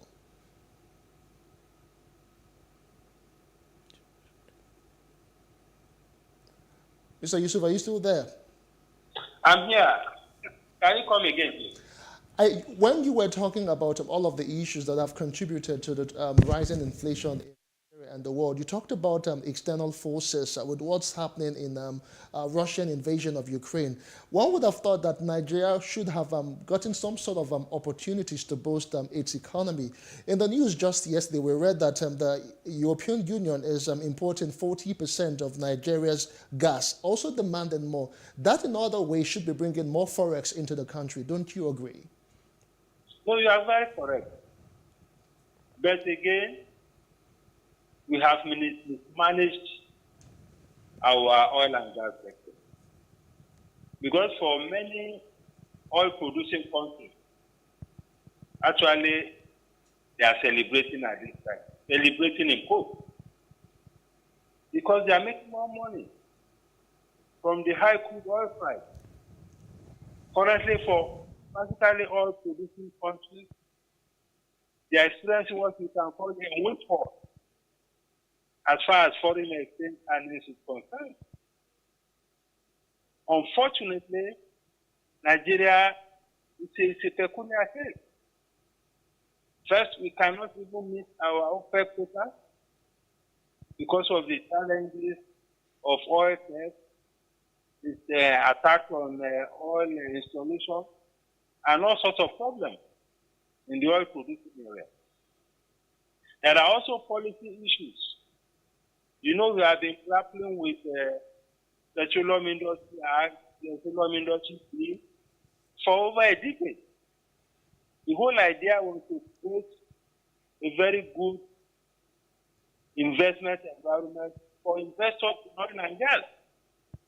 But we are dragging this until we managed to put it through just last year. So that affected investment in the oil and gas. Again, for that reason, we are not able to reap the full benefit of this current windfall. Then on the oil importation side, our downstream sector, which includes petroleum refining, pipelines, transportation, and all of that, have practically collapsed. Again, because of policy problems. Because the policy environment did not encourage investors to invest in refineries. So all of that has now contributed to a situation that rather than benefit from the current windfall, we are being penalized by it. It's more or less like a cost now. Because we are spending a fortune to be importing petroleum products. Only yesterday, on the floor of the National Assembly, the Senate President was reading a letter from the President asking for supplementary appropriation of almost 4 trillion for oil subsidy. How much is the revenue of government? So the way we have managed our oil and gas sector is what has put us in this mess. Okay, you talked about gas. For the Yes, time, we Yusuf. have some fair opportunities in that. The Nigeria NLNG is doing fairly well. But again, we didn't invest fast and big enough in the gas sector. Yusuf, Because we even have more Mr. gas Yusuf, than crude oil. let's quickly take a look at this, thought pattern. The Farmers Association at the time in Oyo State had expressed concern over the prices, of farm inputs. And they said in 2022, the cost of, food commodities will be on the high. And so if this is the reason that they have stated, how do we then tackle this issue of you have food prices being on the high? Because as much as we want to make reference to the conflict that's happening right now in Ukraine and Russia, you would also want to agree that this is actually a recent thing. So how do we tackle this? Well, the domestic factors or the domestic variables are things that are within our control. Because just as you said, there are factors that are external, there are factors that are domestic. Some of the domestic factors, which is part of what I mentioned earlier, is insecurity. If we don't have a good handle on how to secure our environment, particularly the agricultural producing community, many people have fled their farms. These are the people growing the food. Many of them are now in IDP camps. And the situation is not getting better. So dealing with insecurity is one major issue that you have to deal with if you want to moderate the challenge of food inflation. Then domestic cost of transportation. Unfortunately, we cannot separate that from energy prices. Because all the trucks that are moving goods around, they are being powered by diesel. So if there is any way we can get the diesel price to come down, that will not only help the cost of transportation, it will also help to bring down the cost of production. Because many manufacturing firms now have increased their costs. They have increased their prices because of the increase in energy costs. All right, thank you so much, Mr. Muda Yusuf. We could actually go on and on concerning all of the issues plaguing the economy and, of course, the rising food inflation and general price levels in the country. But we are completely out of time. We want to say a very big thank you to you for all of the thoughts that you have shared. And we hope that over time we'll begin to put all of this, into our economy so we can actually begin to see all those changes that we desire. Once again, very big thank you to you, Mr. Muda Yusuf. Muda Yusuf is the CEO Center for the Promotion of Private Enterprise, CPPE. And that's the size of the show for today. Thank you so much for being there, for all the support and for watching. My name is Justin Akadoni. And you can be part of the conversation via Twitter, Facebook, and Instagram. You can also subscribe to our YouTube channel. That's at PlusTvAfrica and PlusTvAfrica Lifestyle. Many thanks for watching. I am Messi Boko. Have a great day.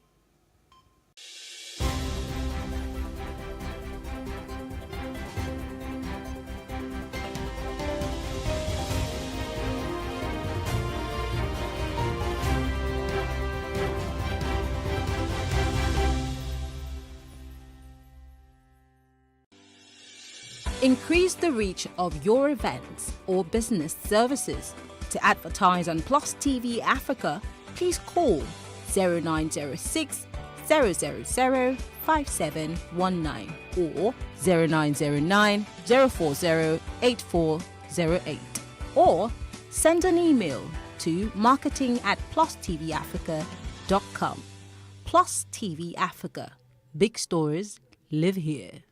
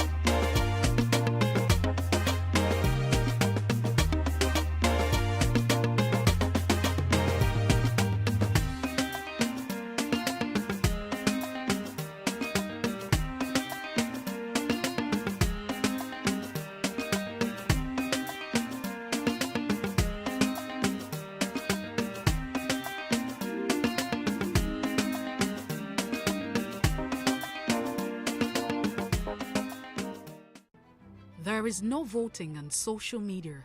To vote, you would require a permanent voter's card. To get your PVC, visit cvr.inecnigeria.org. Create your account with a valid email address and start the registration process. An activation link will be sent to you. Click on the link and activate your account. Fill out the form, pick and submit a convenient date and time for your biometrics. Print the application slip, which should have your QR code. On the appointed date, go to the nearest INEC office for your biometric capturing. Thereafter, you will get a registration slip to pick your permanent voter's card when ready. Get your PVC today. This message is from PlusTvAfrica.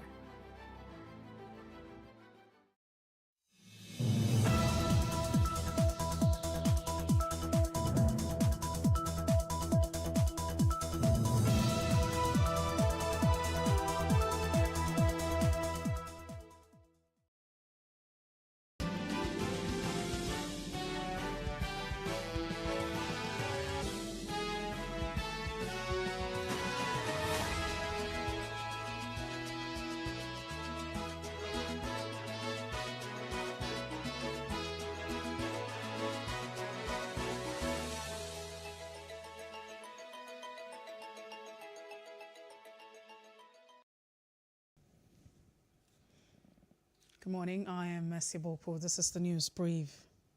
President Muhammadu Buhari has condemned the brutal terrorist attack in Kanem and West local government area of Plateau, describing the killing as heinous. The president's spokesman Malam Garba Shehu on Tuesday said the perpetrators should not be allowed to escape justice. He ordered law enforcement agencies to work strenuously with the government on the state to bring the situation under control and take steps to bring the culprits to justice quickly.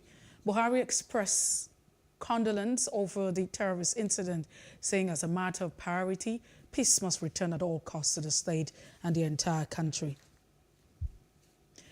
President Muhammadu Buhari today in Abuja expressed optimism that Nigeria's bid to extend its maritime territory is fully on course and would be achieved without war on litigation. This was while receiving a progress report from the high-powered Presidential Committee on Nigeria's Extended Continental Shelf Project. The president assured the committee of his full support on Nigeria's submission to the United Nations for additional maritime area under the recognized international convention.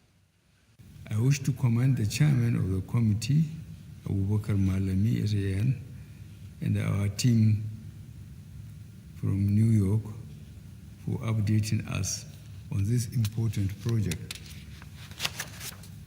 I have always had sufficient interest in the project right from the first day I heard of it, because this type of project where Nigeria will gain additional territory without conflict has never happened before in her lifetime. I am therefore glad that it is happening within our lifetime. This is one of the many reasons why I have been ardently following your progress over time. It is my intention to support the submission to the United Nations for additional maritime area in accordance with the United Nations Convention on the Law of the Sea, to claim for Nigeria every bit of space that she deserves under United Nations Convention on the Law of the Sea. I would like to further inform the committee that I will give you all the support you will need to conclude the project in good time. The Senate on Tuesday received requests from President Muhammadu Buhari to approve adjustment to the 2022 fiscal framework. Buhari in a letter explained that an adjustment to the 2022 fiscal framework became imperative in a view of new development in both the global and domestic economies. He wants a chamber to approve an increase in the estimated provision for PMS subsidy for 2022 by 3.557 trillion from 442.72 billion naira to 4 trillion naira. According to him, the development were occasioned by spike in the market price of crude oil, which were fallout of the Russian-Ukraine war. The Senate has passed the Nigerian Peace Corps Establishment Bill 2022. The passage of the bill followed the consideration of the report of the Senate Committee on Interior, chaired by Senator Kashima Shettima. The bill, sponsored by Senator Aline Dume, seeks to give legal backing to the establishment of the Peace Corps as government parastatal. It will allow its present official to be absorbed into the proposed organization at the commencement. The bill was passed by the 8th Senate in the late 2017, but President Muhammadu Buhari declined assent to the legislation in February 2018, citing security concerns as one of the reasons for his decision. The People's Democratic Party PDP Zoning Committee on Tuesday submitted its report to the party's National Working Committee NWC without disclosing its recommendations. The committee report was received by the People's Democratic Party National Chairman, Senator Yochia Ayu in Abuja. The minority leader of the House of Representatives, Ndudi Elumelu, while handing over the committee report to Ayu, said every member of the committee made input, after which the decision was reached and taken by all 37 members. He said the decision was taken to promote the interests of the party in accordance with the guideline given to them by the National Executive Committee, NEC. Ayu, while accepting the report, assured the committee chaired by Governor Samuel Otom of Benue State that their recommendations will be transmitted by the PDP NEC for discussion and final decision. Peter Obi visited PDP chieftain Bode George in Lagos to solicit support for his presidential ambition.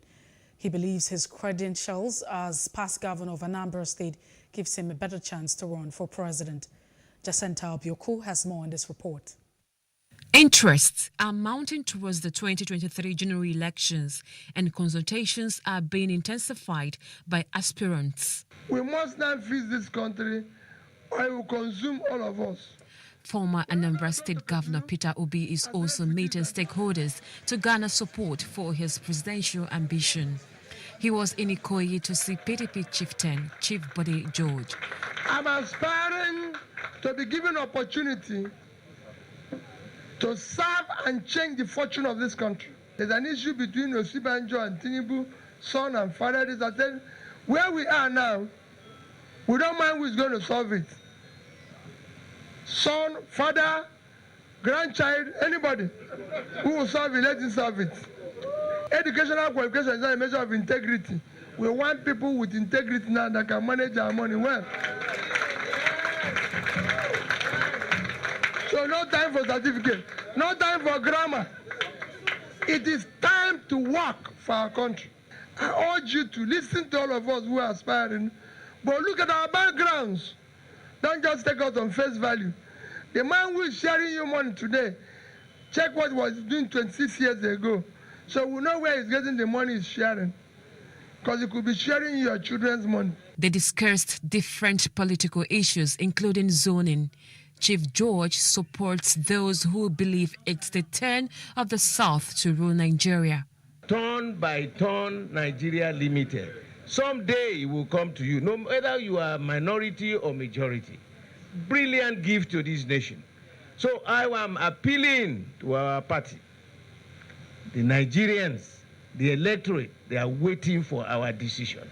Bode George stated he's not sure of his stand for Obi, but he's one of those eligible. I cannot tell you my stand now. As a leader, you don't go out and say, this is your candidate, this is your candidate, this is not my candidate. He's one of the trusted, responsible, respectable one that is coming. It's still a family thing. When we get to the bridge, we will cross it. It's to ensure that the candidate with capacity, competence, and commitment to change the trajectory of Nigeria is elected in the primaries as the candidate of the party. As different aspirants continue to seek support of the political class and the masses, it is important to the electorate to critically examine their track records. This cannot be undermined in our quest for a candidate that will deliver quality leadership for the nation. Jacinta Obioko, PlusTV News. As the 2023 general elections draw nearer, the federal government has reiterated that the administration of President Muhammadu Buhari is not and will not be threatened or be a threat to the media. The Minister of Information and Culture, Alhaji Lai Mohammed, gave the reassurance on Tuesday in Abuja when he had a delegation from the International Press Institute, IPI Nigeria chapter, paid him a courtesy visit. He said Nigeria had one of the most brilliant and vibrant and fierce press in the world, and the administration was not about to stifle press freedom or deny anyone of his or her constitutional guaranteed right. The minister noted that some people had misconstrued their efforts to ensure a responsible use of social media as an attempt to tamper with press freedom or threaten independent journalism. The Chief of Defense Staff, General Lucky Rabo, says the military is putting in place strategies to forestall attack on transportation lines in the country. The CDS stated these at the headquarters of the Joint Task Force Operation Delta Save in Yanagwa, the Bayelsa State capital. The General Rabo was on an operational visit to the state. He spoke to journalists after commissioning about 30 newly acquired security vehicles for the OPDS.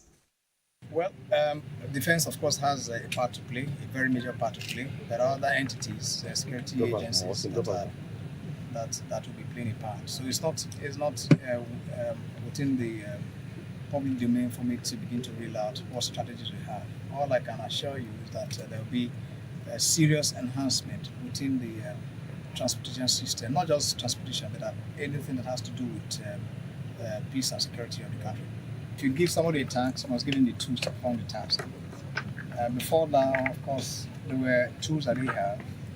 Many of them have become a little bit old. So what we've done now is to increase or reinvigorate the tools available to Operation Delta Safe. There will be more. So this is only part of the set of equipment that we are giving them to be able to enhance their ability to perform the tasks that we give them. So I believe that it's obvious that the impact will be fairly positive. The late gospel singer Osinachi Nwachukwu died from injuries sustained from years of assault from her husband. That has generated intense interest and questions about the theology surrounding marriage, and that is because she was said to have refused to get out of a toxic marriage in spite of repeated calls to do so, because it was said it was a sin against her Christian faith. Many people today remain trapped in toxic marriages because they believe that God hates divorce. The Bible made it clear that if for whatever reason you are unpleased with the person that you have married, you are free to let the person go. It's so clear. Jesus himself also alluded to this. He did say in Matthew chapter 19, he did say that divorce was allowed through Moses so that people won't end up killing themselves. And Jesus even went further to even give a condition to say, look, if the divorce is based on sexual immorality, this is the condition of remarriage. Jesus spoke about remarriage. So if we will speak about remarriage, then Jesus obviously approves divorce. Now, don't get me wrong. The Bible is clear that God hates divorce. Even before Jesus began to speak about divorce or separation, he spoke about reconciliation. He spoke about forgiveness in Matthew chapter 18. So, Bible is clear. Divorce is permitted, even though it is not the first option as far as God is concerned. The resident pastor of KIC urges partners to leave relationship if he or she feels discomforted. God hates divorce. But however, because of the stubbornness of the heart of man, divorce was allowed. And we need to teach what the Bible says, not what we think. We need to go into the Bible. Jesus addressed the issue of remarriage. He wouldn't talk about remarriage if there is no allowance for divorce. It's clear. So there are conditions. And listen, it doesn't have to, you don't have to have a reason. You don't have to have a reason. You don't have to have a reason that is acceptable to anyone. You don't have to. You don't have to. That's the truth of the matter. You don't have to have a reason before, you say you're done. And what God is trying to do there is to say, look, you've got to respect your covenant. But for whatever reason, if you say you are out of this, you cannot just go and remarry. Know that when you are out of this, you're going to stay alone, except for these conditions. Number one, if you are coming out because of sexual immorality. Number two, because the person died. Number three, if the person puts you out, if the person leaves, those three conditions will allow you to remarry. But you don't actually have, divorce is not a sin under God, because God allowed it through Moses. Jesus seconded it. And this is the true gospel. However, we are in the ministry of reconciliation. That is why we want to walk through couples and walk through their differences and see if we can help them. Please don't blame the church. The work of the church is reconciliation. It is for the courthouses to separate and divorce. But for the church is reconciliation. So our job is to try and see if there are differences in your relationship. How can we help you walk through this using the word of God? And so other parts of Africa, suspected Islamists have killed at least 20 civilians in an attack on Sunday and Monday in Democratic Republic of Congo, Ituri province. The attackers were believed to be members of the Allied Democratic Forces, the ADF, in Uganda militia that has been active in eastern Congo since the 90s and has killed sources and scores of civilians in village raid. The assailants who killed 3 people in nearby localities of Shawari, Moya and Machuelo on Sunday. In Congo declared a state of siege last year over the worsening bloodshed in Ituri and North Kivu province.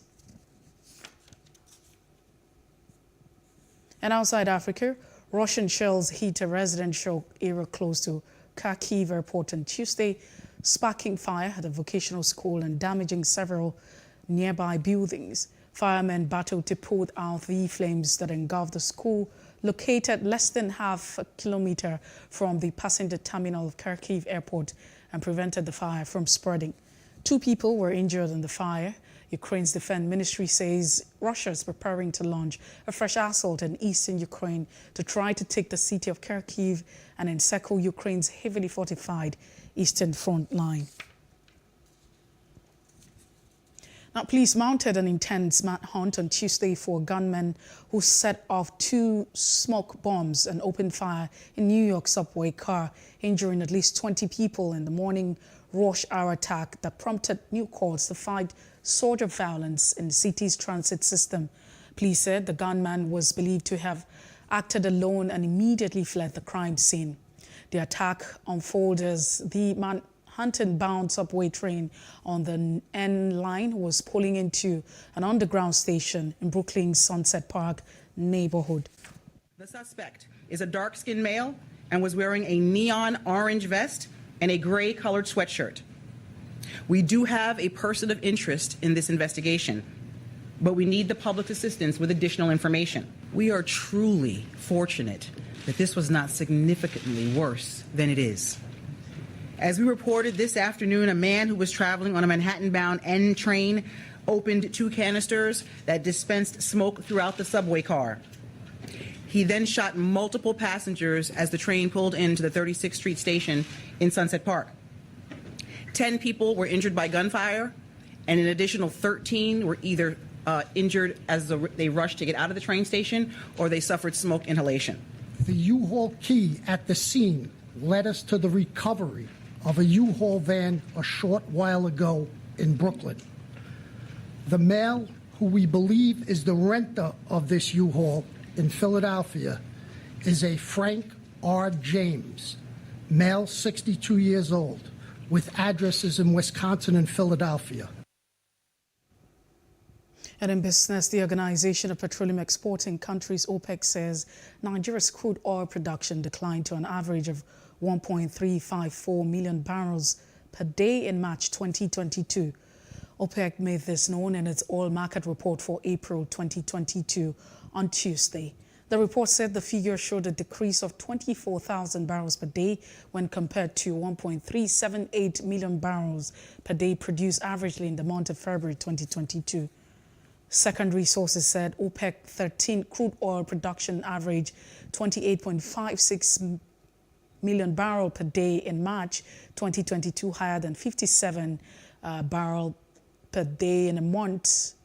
The report noted that following a contraction of 1.8% year-on-year in 2022's Nigeria's economy expanded by 3.6% in 2021.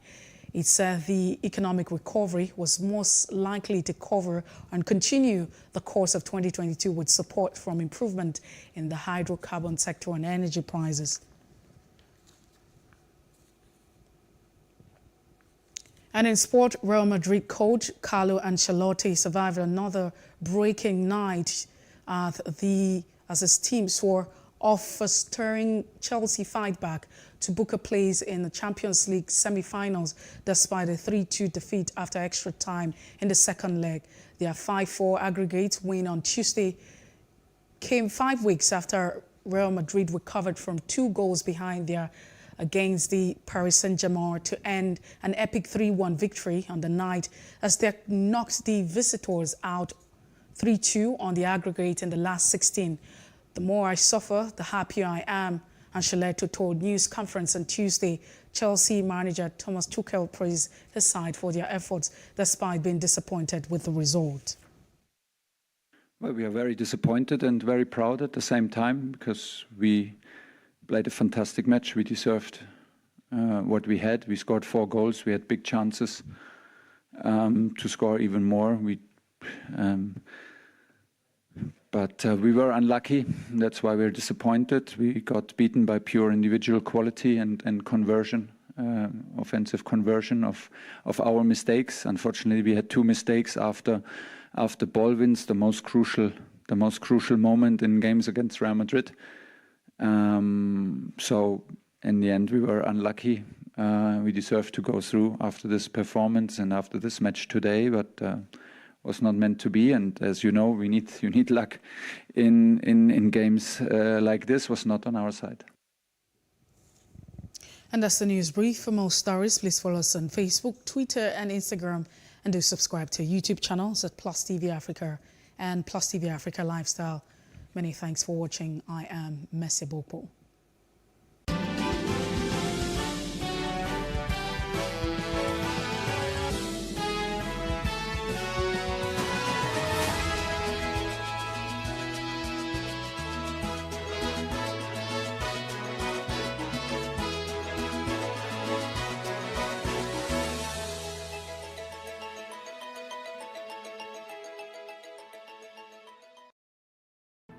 There is no voting on social media. To vote, you would require a permanent voter's card. To get your PVC, visit cvr.inecnigeria.org. Create your account with a valid email address and start the registration process. An activation link will be sent to you. Click on the link and activate your account. Fill out the form, pick and submit a convenient date and time for your biometrics. Print the application slip, which should have your QR code. On the appointed date, go to the nearest INEC office for your biometric capturing. Thereafter, you will get a registration slip to pick your permanent voter's card when ready. Get your PVC today. This message is from PlusTvAfrica.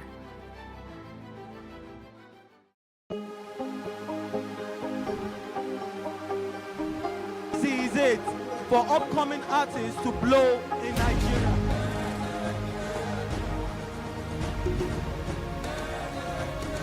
Welcome to Plus Trending. I am Bookie November, your host, saying thank you for joining us on today's episode. Welcome back. It's tea time on PlusTvAfrica. Practice makes perfect. I'm not perfect yet, but I'm a lot better than I used to be. He's a king. He's entitled to marry 100 if he wants to.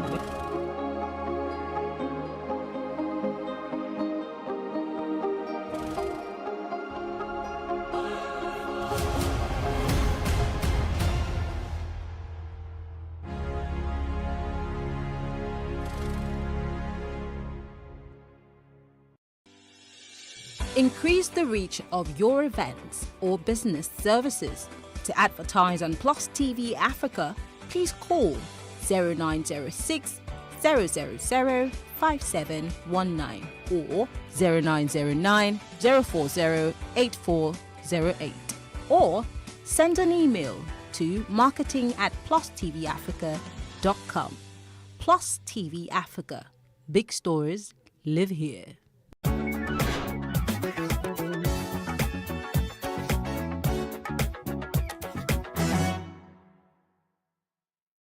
Nigeria has produced and continues to produce great writers who have won great accolades and recognition for their work. When discussing African literature, names like Chinua Achebe, Wole Soyinka, and Buchi Emecheta.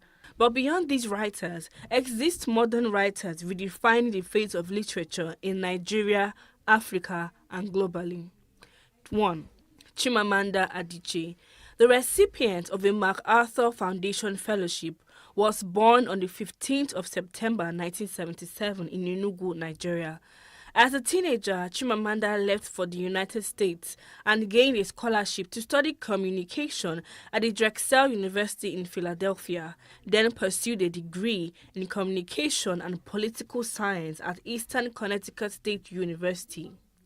Her works have been translated into over 30 languages and has appeared in various publications, including The New Yorker, the O. Henry Price Stories, and the Financial Times. Some of her books, like The Purple Hibiscus, Half of a Yellowstone, and Americana, have won various awards. Her 2012 talk, We Should All Be Feminists, started a worldwide conversation about feminism and was published as a book in 2014. Tomi Adeyemi. Tomi, the author of Children of Blood and Bone, was born on August 1st, 1993, in the United States to parents who emigrated from Nigeria. After graduating Harvard University with an honors degree in English literature, she received a fellowship to study West African mythology, religion, and culture in Salvador, Brazil. Her debut novel, Children of Blood and Bone, has spent over 2 years on the New York Times bestseller list, and its film adaptation is currently in active development with Disney's Fox and Lucasfilms. She was named one of Time magazine's 100 most influential people. She is a Hugo and Nebula award-winning Nigerian-American writer and storyteller based in Los Angeles, California. In 2020, she was named one of Forbes 30 Under 30 in media, and her website has been named one of the best websites for writers by Writers Digest. Teju Cole. Teju Cole is a novelist, photographer, and curator. He was born in 1975 in the U.S. He is currently the Gore Vidal Professor of the Practice of Creative Writing at Harvard University.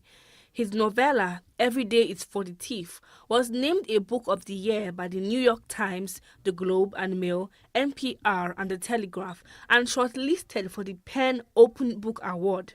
Another one of his books, Open City, also featured on numerous Book of the Year lists and won the PEN Hemingway Award, the New York City Book Award for Fiction, and was shortlisted for the National Book Critics Circle Award and the New York Public Library Young Lions Award.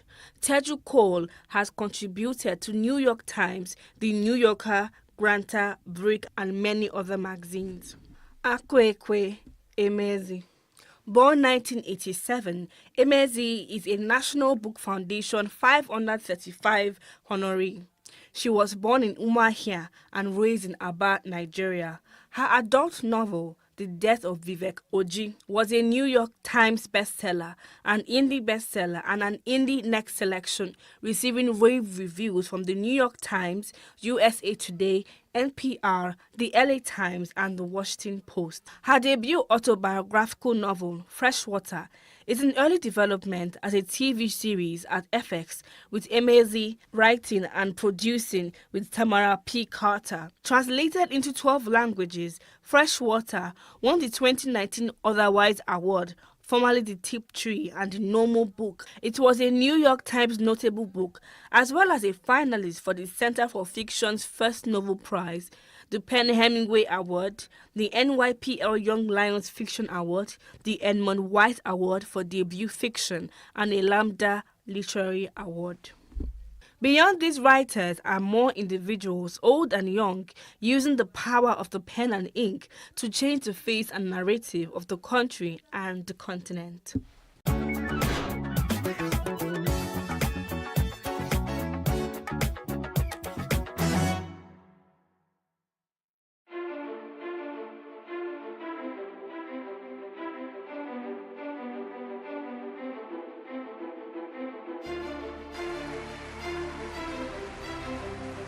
This medal has been directed to empower 1,000 persons with disabilities in each state in the next 12 months. When I start hearing the shoot of gun. Whatever I've done. Every public policy has winners and losers, and some will not be very happy with you, while others, usually the silent majority, will be quite happy.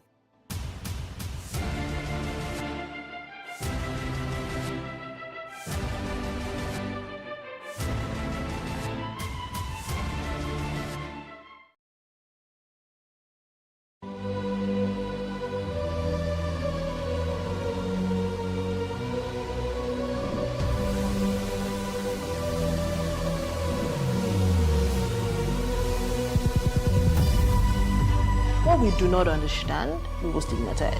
What you can see is the remaining of the tanker that exploded. The suspect equally confessed.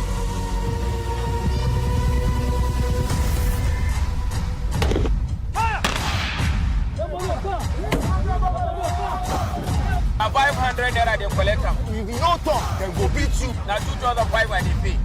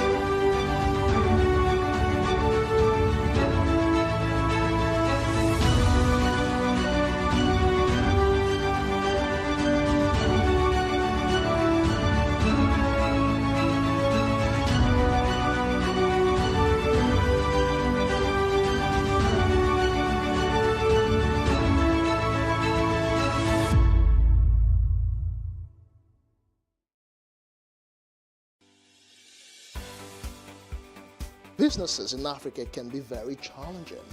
In Nigeria, it is particularly intimidating, and successful builders have learned how to navigate a hostile environment to unlock opportunities. But one major challenge businesses face is how to filter through the noise and identify where their ideal customers exist. Get insight and practical steps from industry players and captains of industries.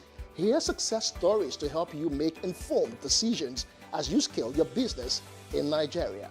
Watch Business Insights at this time on PlusTvAfrica.